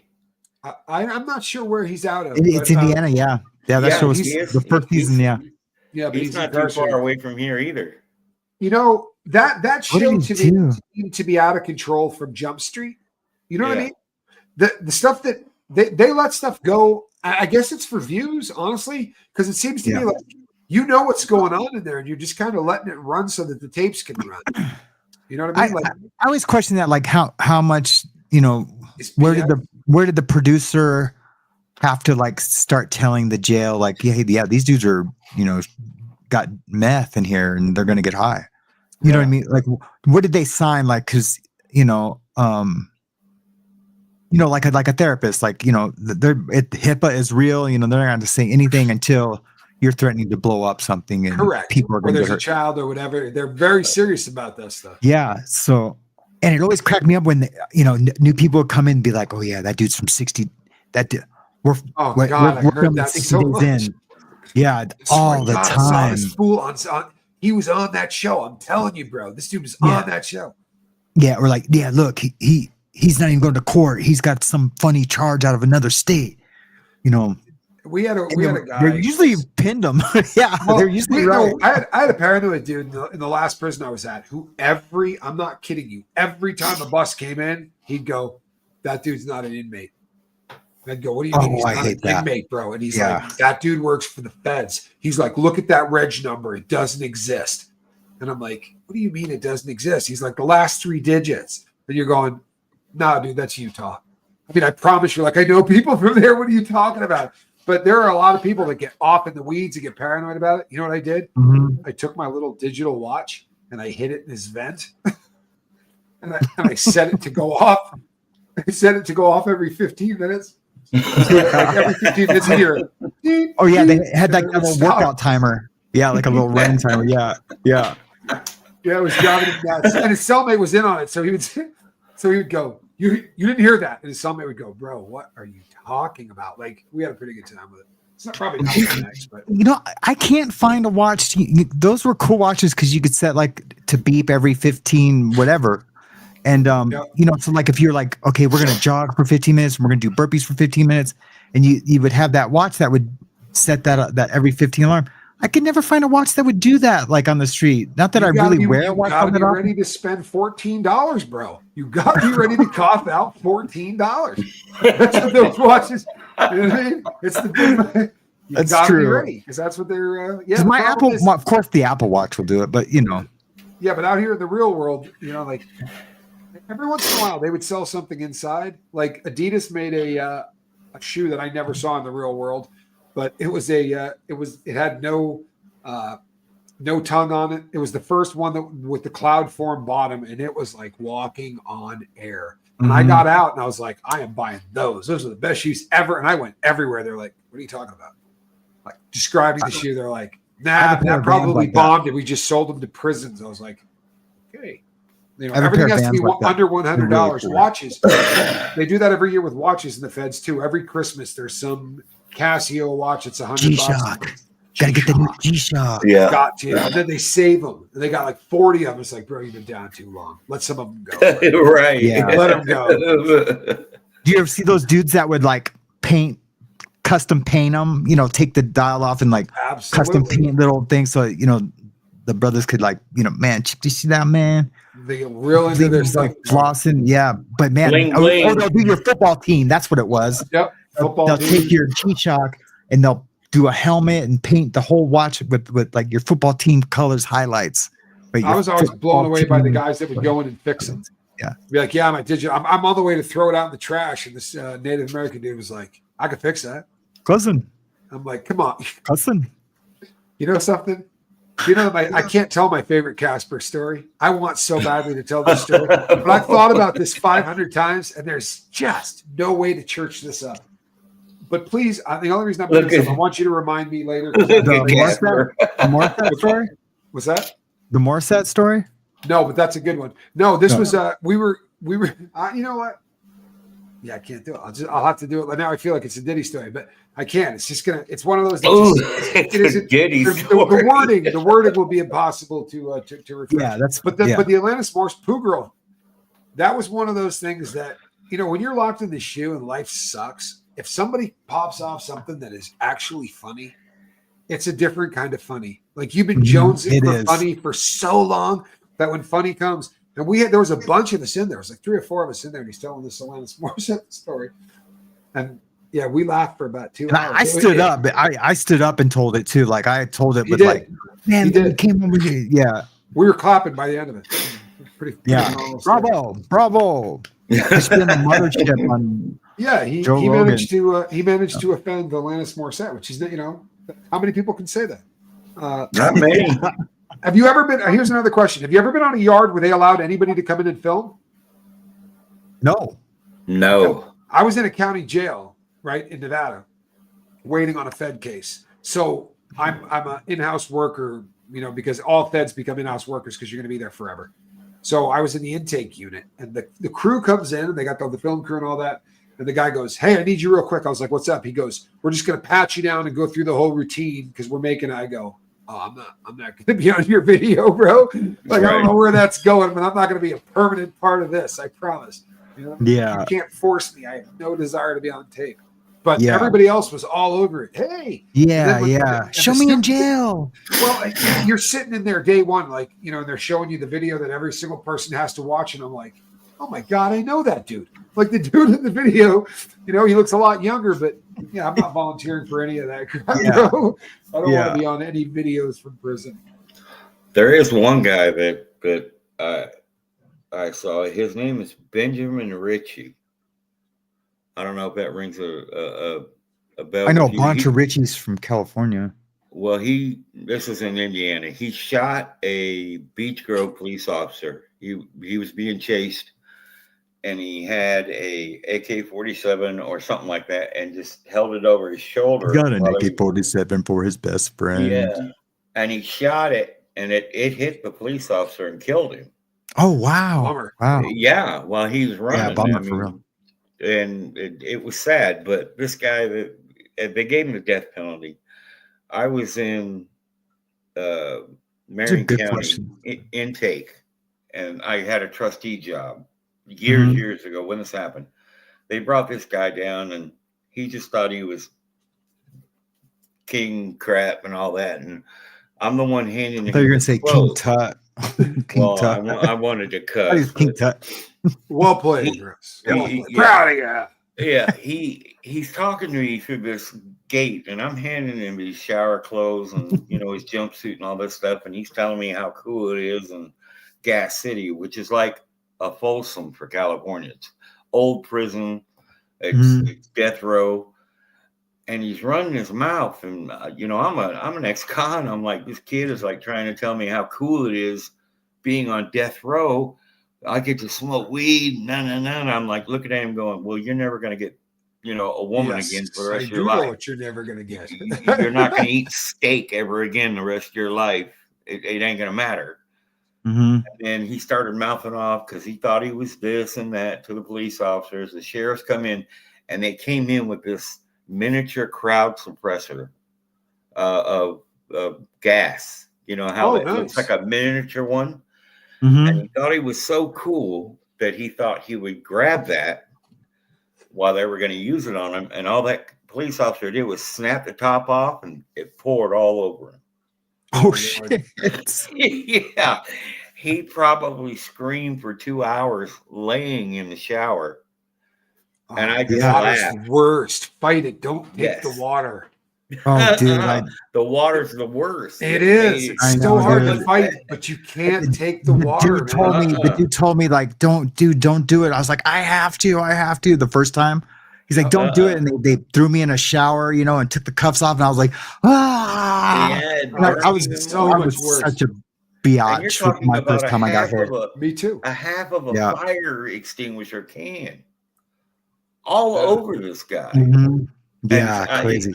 He has been on TV on what's that, Sir Trent, that British guy, a black guy who goes into prison. Oh yeah. I know who you're talking about. He does all the death row stuff. Exactly. He's been on there and talked to the guy. Oh, no joke. Like, I know. I've watched all that guys. Yeah, that dude does good work. What's his name? Does. I can't remember. He's a Brit. He's a black guy. He's British, and he's come over to the United States, and he's walked through several death rows, and he's gotten to know the people, done interviews. Great stuff. Really good. I've seen some video with hearing a British person in state prison, but I'll have to. Yeah, he's a black guy. Yeah, very go cool. on YouTube and look up Benjamin Ritchie. Oh, okay. Okay. So that's the death row cat. Yeah, that's the guy. So when I had this hard ass for a cellmate, and I am fresh, bro. This is my first time in the joint, right? And they said the first time the cops mess with you, right? And they say, all right, cuff up, you got to go. Nope. You got to get everybody's got to get cell extracted. It's like part of the thing. But if you don't screw up, you never got to worry about it, right? Just don't get in any trouble. Keep your mouth shut. So I'm watching all these dudes getting gas, getting pulled out, getting taser shit, and I'm just doing this one, right? Doing nothing wrong. And I see this idiot from the street that I know come walking in, and he goes like this. And he opens up his mouth, and it's just full of balloons, little red ones, little green ones. And I go, bro, right? And the cop comes over and bangs on the door, and he goes, hey, shut up. Don't scream out of your cell, right? We're in the fish tank. I was like, so he walks away, and I hear the blah, blah, blah, blah, blah of his feet, right? Gone. I go, hey. His face is in the window. A second later, bro. A half a second later, he goes, what did I tell you? I go, and he goes, cuff up, man. Seriously, step out. We're going to search your cell, cuff up. And I was like, and I'm ready to turn around. I was like, oh. And I got this hard ass old man. He's like, we got this. Don't trip, dude. They shot it. The first thing they do is they pop the little door down and they shoot this little bullet canister thing in there that spins in circles. It comes out cold. Oh, yeah. This fool goes like this. He takes his shirt out, throws it on the ground, picks this thing up, tosses it in the crapper, and flushes it. It's gone. I'm like, this dude's a beast. You know what I mean? I'm choking like hell. He's rubbing Vaseline on his face, right? He's like, got a shirt on. He's got his bath. I'm like, this dude is scary, bro. I'm just coughing in the corner like a Girl Scout. Yeah. Yeah. He's like, hey, get up, son, get up. We're gonna spider web. I'm like, I don't want to do this, bro. I don't want to spider web. Just let him come in and I'll cuff up now, dude. Like I'm already off the gas. I hated it, man. Yeah. Trevor McDonald is that guy's number who interviews The guy's on death Oh, row. yeah, Trevor. That Yep. name Trevor sounds so familiar. McDonald. Yep. It's just Trevor, right? Trevor McDonald. Last Yeah, time I checked. TRE. Dude, you made a face. You made a face a second ago that reminded me of us in the shoe. And like the more like we talk, like I'm like getting like little flashbacks of us back there. And that's what's making me laugh even harder. And I'm realizing we laughed a lot. Nonstop. They used to bang on the guys would bang on the wall. Shut up. Because we got each other's references, and yeah, dude, it was We cool, had a man. lot of laughs. We really did. Did So prisoners crazy. do anything for Christmas to try to cheer things up a little, like a secret Santa? Well, I never had a secret Santa, but we did a lot to try to cheer up Christmas. We really did. We got packages. We got Why don't packages. you rub that in? Dude? Huh? Yeah, I was going to rub that in some more. Casper, are you familiar with this concept? Apparently, these guys at the state get packages mailed in with like, every nice every things. 90 days. I am Every not quarter. familiar, but my grandmother did when I first fell, because all my uncles, her sons are all in the state prison in California. She did my case manager at CTEC, he's like, hey, do you know Ava Valen? I was like, yeah, that's my grandmother. He's like, well, she sent you all this stuff here. And, it was, sweat, socks, Yep. Jeans, big Coffee, can of cartons coffee, cigarettes, yeah, cartons of cigarettes, and tortillas. And, yeah, and, everything um, you could need in the Wham-wham. package. and I Yep. was like, bless her heart, man. She really, she They was couldn't looking be out over for her 30 new home. pounds. Yeah. And man, I was like, man, she all her sons are in the state, He's like, well, you got to pay to send that back. I was like, man, just throw it away, really. Right, you can have it. She ain't gonna know Keep what to it, do. pass it Yeah, around, keep do it. Yeah. whatever. Yeah, that's funnier than hell, man. yeah. You can't have this. When I was in the halfway house, Johnny Scoville, my brother, mails me the tubes of terror. And they do the same thing. You can't have this stuff in your room because it's food. I go, why? Because ants are going to get it. I go, there's not an ant on planet Earth that's eaten anything my brother makes. I promise you, man. Like, this is not a dead ant. It's not going to happen, right? So the funniest part of this is, at the time, my job was to vacuum up the office, right? Mhm. Because everyone has to have a job. It's like 10 minutes a day. But I go down and I'm vacuuming up the office, and it's like, there's 2 tubes of terror peanuts underneath this desk. There's no mistaking what they are, man. I'm like, hey, did you guys crack into one of those tubes last night? I was like, no. And then I talked to a dude later in the day, and he's like, bro, how do you eat those effing peanuts? I was like, what? He goes, we took them out last night. He goes, I bit the first one. He goes, and it takes like 25 or 30 seconds. So the girl next to me watching me chew on it takes one, picks it up. The final dude is putting the thing in the mouth. The third dude, when the first person's going, oh my God. They all freaked out and lost it. I thought that was such great payback. But here, quickly on this one, my cellmate, my next door neighbor, when I was in Paradise, he's a youngster. He's about my son's age. But he went and got paper, right, and put it on his wall, right? So the whole wall was covered in white paper, and drew a big-ass Christmas tree. And he had, like, presents drawn on it underneath, and he had That's a fireplace. Cool. Like, he drew the whole wall out this way. That's cool. And then he started wrapping stuff. Every time you'd walk by his cell, he'd be wrapping another present. Now, he also ran the sports book, and he was kind of fat with cash. But he gave gifts out to every homeboy he knew. So when I realized he was doing that, I bought something for him, and it kind of got it going. And there was a bunch of dudes. I mean, you kind of limited. It's not like you're going to be shocked. Oh my God. Hey, it's a bread maker. I mean, you're pretty limited, to what they can give you. But, a lot of socks, a lot of scoops. It's a damn monster. A lot of 50 papers. A lot of, there was the occasional 50 paper. Yeah. My bro's really always got that for me. Except for my bro Danny, the first year we were together at Christmas, he gave me this Thor's hammer, and it was amazing, man. And I would still have it. No, it was in real steel or like silver. It was real silver, and but it was super thick and heavy, and it had 2 lightning bolts on it that were like etched in. It was the nicest Thor's hammer I'd ever seen. Except for, the ones that are like all Celtically carved, but like for just a good, I don't want to say like white boy Thor's hammer, but just for like a good, solid, heavy hammer. That's pretty much exactly what you mean. Yeah, lightning bolts on it. Come on now. Yeah, yeah. Man, I was going to say, this thing, was it missing the 1488? What was your problem, bro? yeah, man. But anyway, I'm gonna tell the quick story about what happened, how I lost that, and I had lost it before and got it back. But anyway, on Christmas, I'm gonna tell my Christmas story real quick first too. Christmas at Terre Haute, we did blacks against whites in football. We played football in the snow. You know, out on the other side of the miniature golf course. Yeah. Do you know what I'm talking about? Yeah. I know exactly what you're talking about. Yeah, we played football out there. Yeah, Miniature you heard golf him right. course. Shut up. Oh my god! And it was. And the last hole, it shot out of a Civil War cannon. It was a legit. It was no joke. A legit. I told you it was a great yard. Old as hell. I helped regreen that golf course. Yeah, yeah. No, but nice. yeah. For Stout. Stout was the red hat out there. Yeah, he was still there. I mean, named Stout. Yeah. How rough He was my boss. He was my boss. Anyway, it was rough. It was rough. The wind would blow through the walls. Don't start with me. We had some. I would never ever let anybody else wear this necklace, right? But this dude who had some papers wanted to wear it for pictures, right? White boy out of Ohio, and I was like, yeah, no problem, man. He's like, man, yeah, I'm taking some pictures with my bros. You know, we're getting out soon. I'm like, all right, cool. And you already know where it's going because I just said he's getting out soon. Absolutely. So I'm like, all right, well, I'll meet you at the chow hall. So tonight, and I'll get it back from you at chow hall. And I go to chow and I see Danny, the guy who gave it to me. I was like, man, old boy from Ohio's got my thing, but you know, he gave me a couple papers. He's like, dude, he's getting out soon. I was like, I know. He goes, I think he's getting out in the morning. I was like, what? He told me like in a few days. He's like, no, dude, you better go get your thing.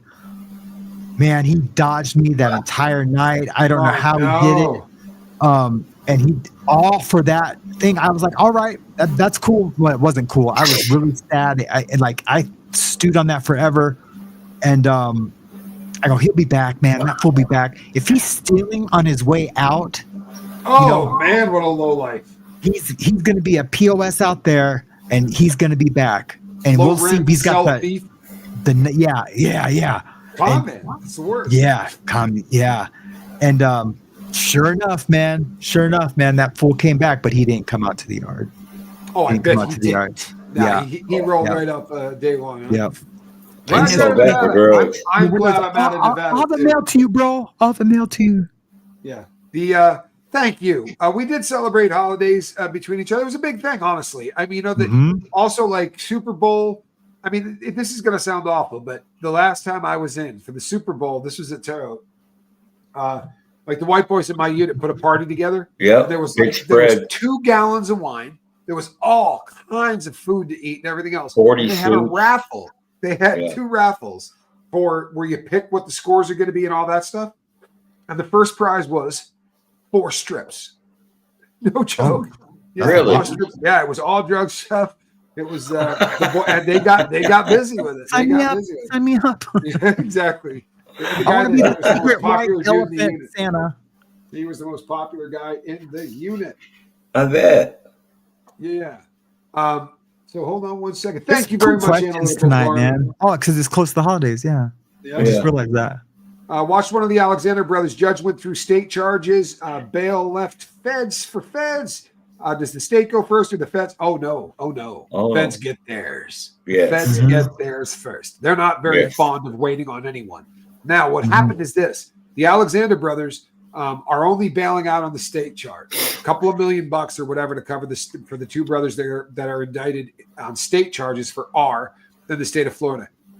They're going to have to bail out on that. They did. That bail doesn't get them out. It gives them the ability to get out on bail if the feds let him. If not, it's not even worth arguing. So they had to do that first. But one brother offered more than Diddy by 2 and some change, $115 million, and they went, "That's a wrap." Just from optics, there's no chance these guys get out because everybody said, "Well, they're only doing this because it's a black dude. If this had been a white guy, this wouldn't have happened." You think that these judges are going to go, "Wow, let's let the 3 white guys out for human trafficking"? Yeah. So they're staying right where they are until the bitter end. Well, it's being tried out of the Southern District of New York, but Oh, The charges are out of New York, out of Florida, out of the Hamptons, all different places. But okay. they were indicted on our charges in Got Florida. it. Yeah. I do And know this- guys that were in the state that had Fed holds on them when they Yes. got done with their state sentences. Yeah. Yeah, that happens where they've got a hold. But if you go in and you've got both of these things at the same time, you're going to give up your Fed time, and then they're going to run you to the state. So these Yeah. Alexander boys will have to clean up anything Fed first if they're convicted. Although the way these guys were text messaging one another, I'm going to go out on a limb and say they're probably going to get convicted. They weren't too bright with the texting.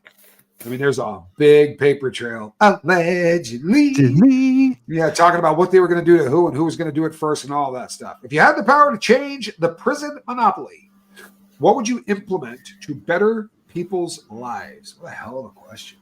I want to answer that one. At least Go for it, from the state side, all they did was create a black market and more when they took away tobacco. Mm. If you brought that back and made people sign a waiver that they wouldn't Right. sue if they got cancer or whatever, that'd be fine. And then I heard that conjugal visits is taken away. I think if they did that, brought that back, things would be a lot more calmer because the fellows would not let anything happen to jeopardize that. Right. Because They're conjugal. Yeah. They Yes. want clear conduct, and they want everything to be peaceful. Because if the Exactly. prison's locked down during their visit, you're not getting laid. yeah. Right. No, you're not getting laid. All right. How about you, my friend? So I used to go to a Bible study with this dude named Tom McGilvery. He's a state senator here, and he, on not my request, but a friend of mine, my friend Jason's request, I guess they talked about like how expensive the phone calls were from jail, and he passed a motion to limit the phone calls that can't be more than like 4 cents a minute or something like that. Right. Yeah, something crazy. It's like $1.30 for an entire 20-minute call or something cool like that. And I thought that was amazing. But I think what we talked about earlier with the mental health stuff, I think a lot of addicts shouldn't be in prison. They should be in treatment. But how do you do that? Because sometimes they commit pretty heinous and vicious crimes to get their drug. So maybe split it in half. And there's smarter guys than us that are working on these things. Nonsense. I mean, yeah, I always think I'm a smart guy for him, except for when I'm in this podcast. Yeah. Do they offer Suboxone to people who if you the new law under Mm-hmm. what happened with the First Step Act is if you didn't catch any problems, like you didn't catch a case or whatever, but if you're going in and let's say your case had nothing to do with drugs, whatever, and you were on Suboxone and you're in good standing, you could continue to take it until you screw up. So there are guys in there that are getting it. Now, if they get caught cheeking it, they're done, and most of them will because there's so much money in it, $300 or $400 a strip. So there's a real good chance that's going to happen. Now let me answer that last question, because here's what I would do. If I were able to wave that magic wand, here's what I would do. On the street, these people commit crimes because they want to get ahead.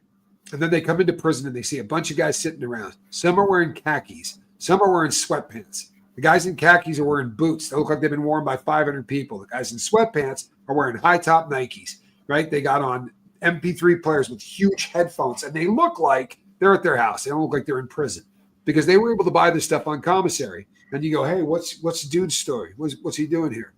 He sells dope, right? Everyone else is wearing khakis. You see one other guy, he comes walking up. He's decked out. He's got everything he wants. He doesn't go to the chow hall. He eats there. What's dude's story? He's running a sports book. Everybody that's got a hustle is living fantastic. And what we're teaching people when they come into the joint is just exactly what they were learning on the outside.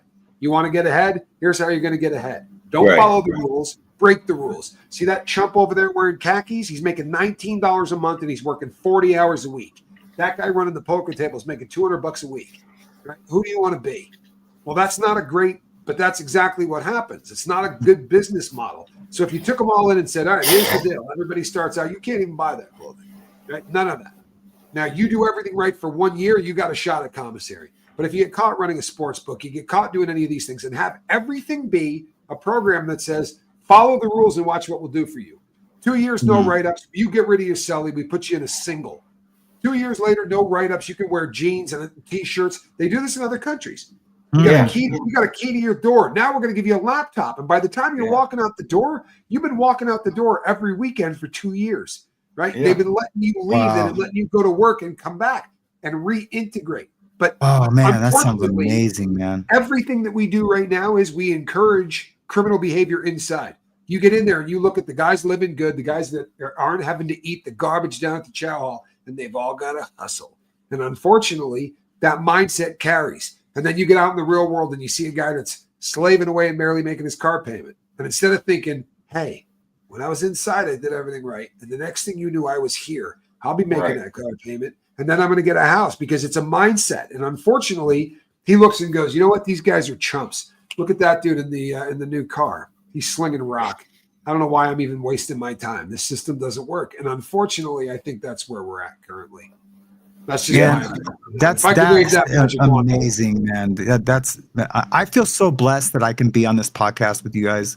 And you, Rocco, but that's amazing. That would be, it makes more sense, because they're not. Unfortunately, we reinforce. So I take back my smarter people than us. Yeah. Smarter people than me. Me too. It just happened to be Rocco. Yeah. If we got paid better, everybody else, I steal from everybody. If we got paid better, we'd be all right. Give me everything in the register, and I need them Huggies and.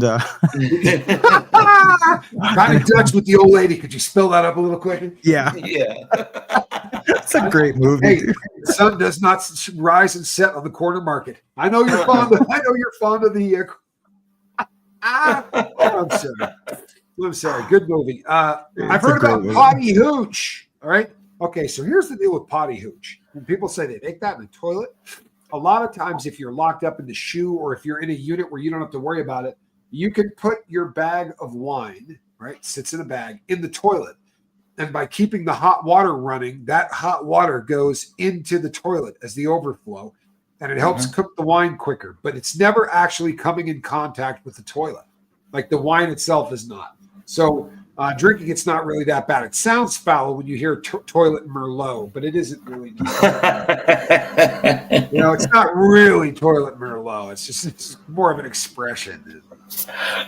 Except maybe the real is Russ still married Katie Fole. I can neither confirm nor deny, as I have no idea how that's going or going down. I wasn't aware that you guys were getting married, but congratulations. It was a fun joke. I'm going to say good for you, that marriage thing. Listen, quick shout out for a second though, for real, to every single person who's listening to the sound of my voice, either live or on the recording.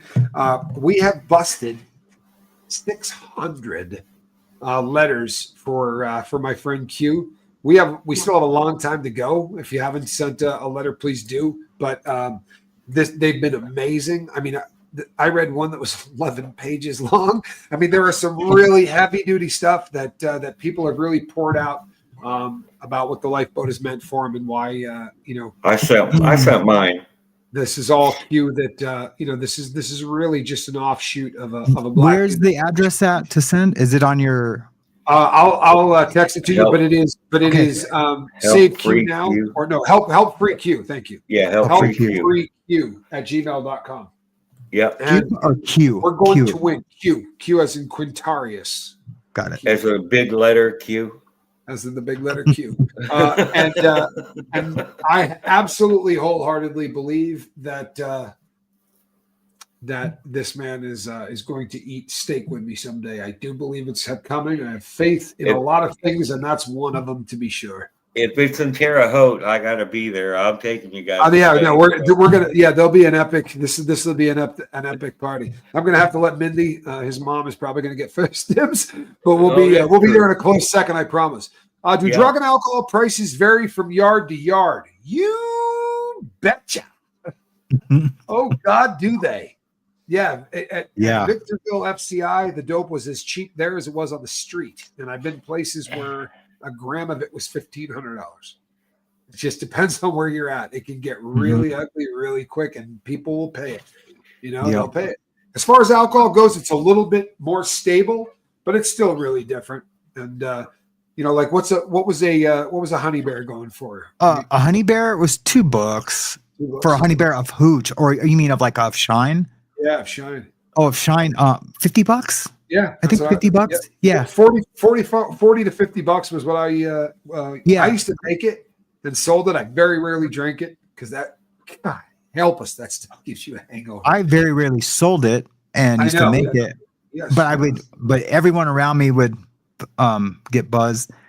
Occasionally I would need money and have to do it for money. But when you start making wine for money to pay debts, it's bad because you don't come down. Oh man, my badge got busted, and then that dude's like, dude, you're gonna have to prove that, bro. Like, oh, your badge got busted, but you're hungover right now, or whatever, or well, and that's what always happens. People just all prepay for kinds the of badge, and then here's the thing: it's fun to sell wine in advance, but then when you actually come down with it, you think, might be more fun to actually drink this. It happens all the time. It's I can say truthfully, I didn't intentionally do this, but I'm fairly sure I killed a black dude selling him honey bear. So they call them honey bears. It's a pint. It's a pint of moonshine. But he came in when I first started doing it. He came in and said, "Hey man, sell me one of the first pulls." And I wasn't being racist. I was just trying to hook up the guys I knew who primarily were white. And he was like, "Oh, you racist?" I said, "No, it's not that, dude." I said, he's like, "Man, just sell me one of them." And I swear to you, bro, on everything. Look at that. I'm embarrassing. I handed this dude the honey bear. Dude, this is real. I handed this dude that was Schwinn. He handed this dude the honey bear, and he took the top off of it and sniffed it. And he just went, put the top back on it, went, yeah, that's all right. Made me walk out. I went, what in sweet God was that? Like, I mean, this dude didn't make a face. And about 5 minutes later, he came back. He goes, "Sell me one more of those, man." He's like, "I got flats." And I go, "You gonna drink it in front of me?" And he goes, "No." I'm like, "All right, I'll sell it to you." I don't want to watch that show again, man. And he would come and buy 2 of them every time I came down.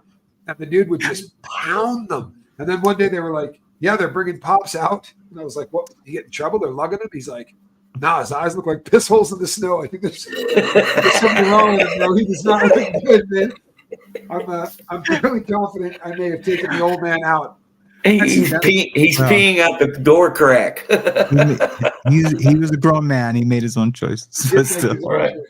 Why do my lips look like they have like a not a good look? Is it just the color? Yeah. It looked like I had like a canker sore on my lips. Your lipstick is coming off. Yeah, it is coming off. Look. It is. Yeah. Oh, that's what it is. Yeah, right. Touch that up a little bit. Well, I go to church on Sundays. Don't you got any Kool-Aid? Hey, we all went to church on Sunday. Even Quibsy was in church with me today. We all made church today. Was it hard not to punch that jester? There were several jesters I would have liked to have chin checked over the course of this weekend. And I'll be really honest. I struggle with anger issues.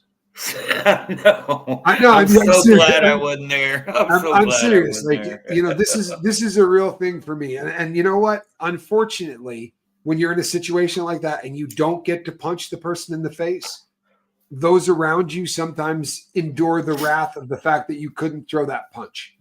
You know what I mean? Yes. I don't mean I'm hitting people or but you just become a dick. And for whether you want to or not, like, I was talking to my girlfriend after the fact, and I don't even realize the zone I go into. But I found myself, I really would have loved to have crushed that dude's larynx. I think it would have been an awful lot of fun. And by the way, they'd have had it coming. But I'm still here. I'm still free, and the world is turning. So all is almost good. I got to do a lot more apologizing, Amen. To everyone I was not kind to. But I have a screen recording of you very angry at a motorcycle. You can't prove that. I can prove it right now. I can prove it right now. I was out of town for that entire month. Listen. I'll tell you something.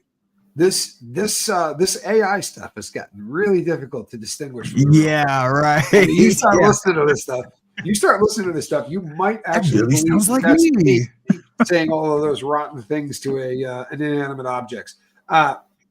Have any of you talked with other ex-cons from other countries to compare experiences? I have. Yep. You- Oh most- yeah, I yeah. have. Yeah. I have. Russian, Pennsylvania. mostly Russian. Russians. Yeah. Yep.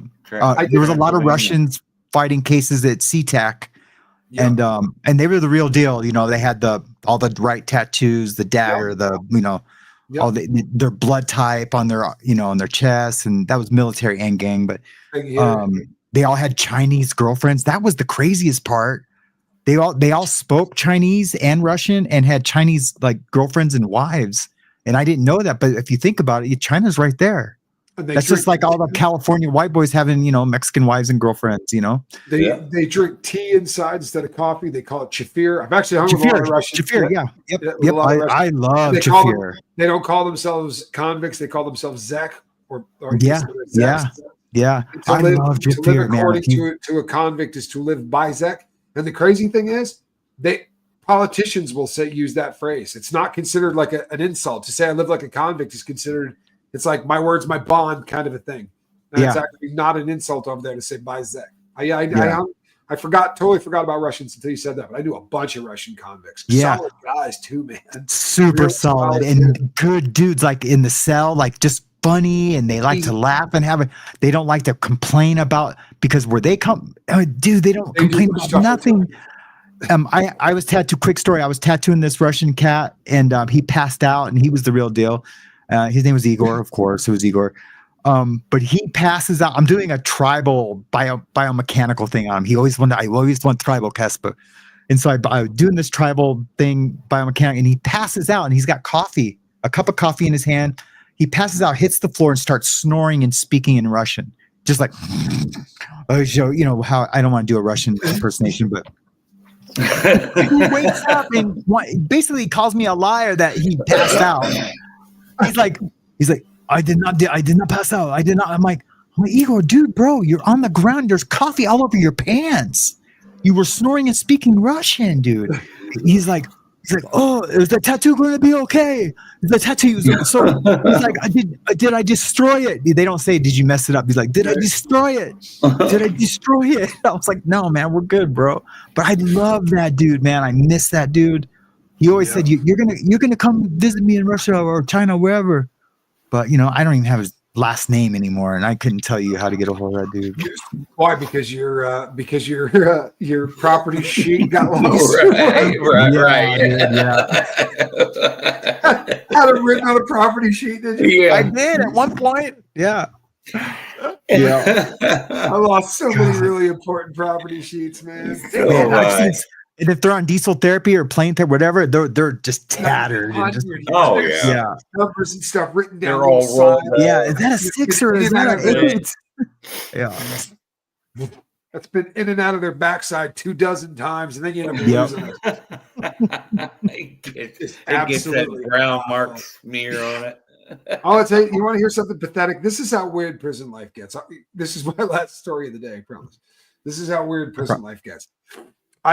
I picked up a rock on my last prison sentence. It was the very first day I hit Victorville. I picked up we were walking to the yard, and I picked up this little rock, and I brought it back to my cell, and it was always with me, and it was smooth as hell, and I played with it. It would be in my pocket. Now, when it came time to leave, I was like, man, I really don't want to lose this rock. As stupid as that sounds, I hooped this rock. Wait, guess what? So I make it to the next yard. For those not paying attention, this was I literally secreted this thing inside me because I didn't want to lose my pet rock. So when I got to the next joint, they were doing a cell search, and I'm standing outside, right? And it's one where we're all going on lockdown, so everyone's out there. And the guy goes, "Why do you have a rock in your cell?" I go, "It's just a lucky rock, dude. It's been through 3 yards with me now." And he throws it in the trash. And he's just what was the shape of it? That's what I want to know. I'll show it to you. I would have lost it, bro. I would have lost it. I'll show it to you because. So this black guy comes up to me like 3 days later. We come off lockdown, and this black dude comes up and he goes, "Hey, bro, can I get you a cup of coffee from you, man?" And I go, "Yeah, dude, I'll hook you up." I'm like, I got Keefy or I got tasters. I can hook you up with whatever you want. And he goes, "Yeah, I don't want any coffee." And I'm like, "Well, are you being a dick? Like, what are we doing then?" And he goes, "I just wanted to see if you were a hater." And he reached into his pocket and took out my rock. And threw it to me. Dope. Yeah. he goes, I watched the cop throw it out. He goes, so I dug it out of the trash. But if you were some hater, I was just going to tell you, know. I said, no, we're cool. And he goes, I don't need cool, the coffee. man. And he gave me my rock. Yeah. But that was, and then I had to get it through two more transfers, but I left with it. Because you easily could have been like, no, man, I got no coffee, you know. Yeah, exactly. You could have just picked up 20 people coffee and that guy would have been the last one. And you maybe had 2 shots. I'm like, nah, man, really, I don't, bro. And he would be like, oh, okay. And you never would have known he had his rock. But I never did that. I gave away everything, dude. Anyways, it didn't matter. Because it always comes back to you. That's a karma thing in prison. Like if someone says to me, hey, bro, you got a soup? Dude, it's 20 cents. It's 25. If I have a soup, I'll give a guy a soup. You know what I mean? He's usually starving. Like, yeah, bro, I have a soup. It comes back. I talk about that on my podcast with Matt Cox about how integrated I got with other races, even while active. Yeah, it's pretty cool. No, and there's a bunch of my comrades would be like, "Oh, you're a race traitor. You're this, you're that. That's why you don't run with us anymore." But those dudes never were my friends, even when they said to my face they were my friends. You know what I mean?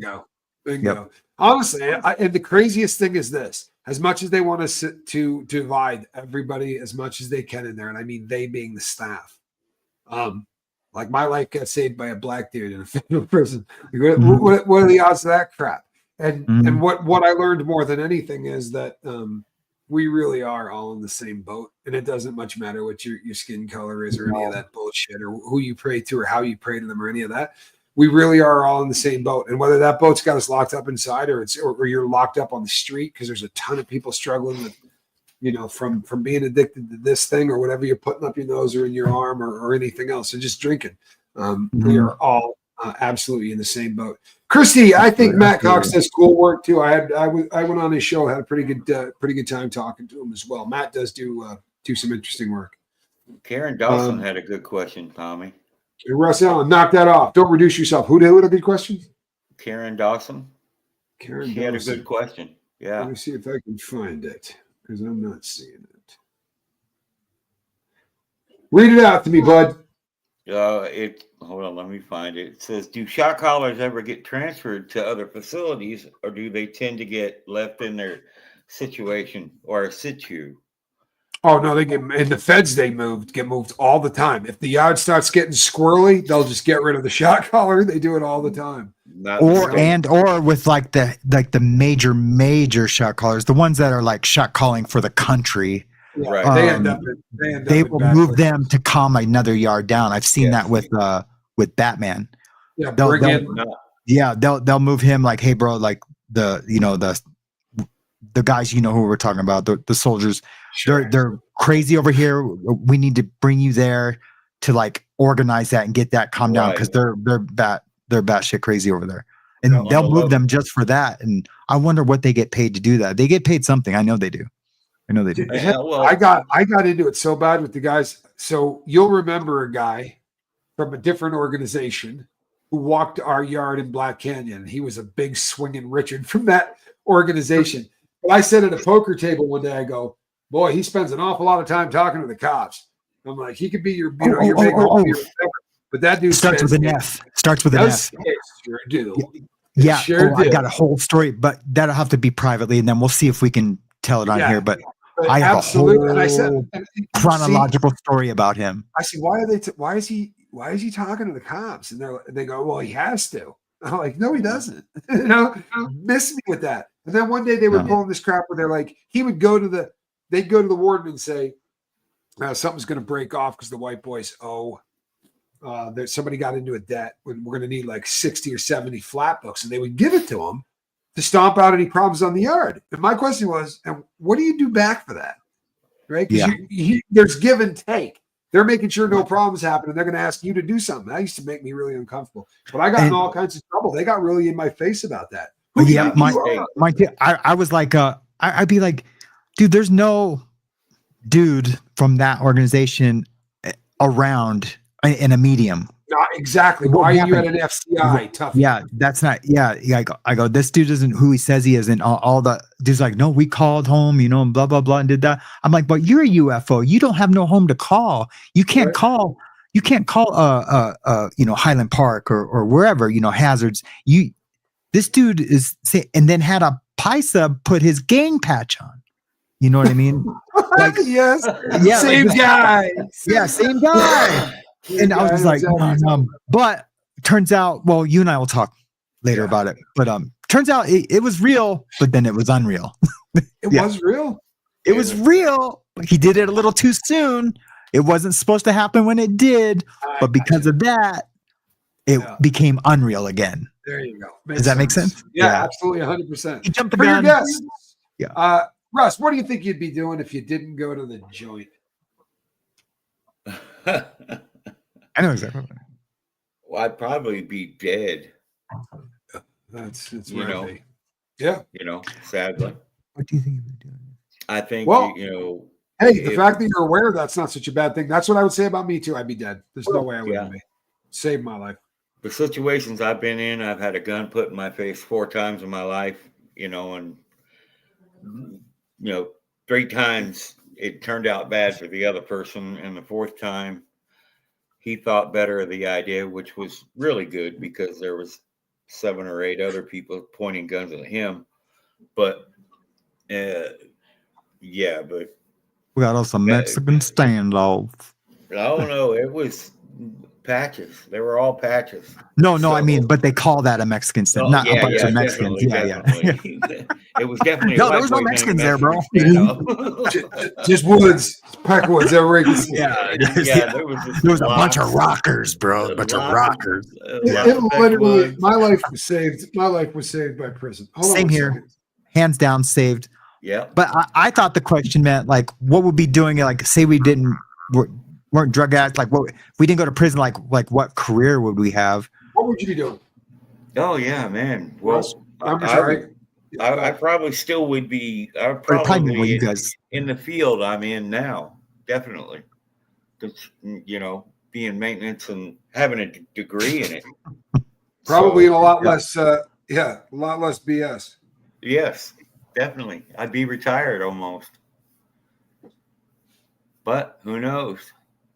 Yeah, I definitely wouldn't be a tattoo artist because I didn't start doing tattooing full time as a job until I became an addict and a convict. You know what I mean?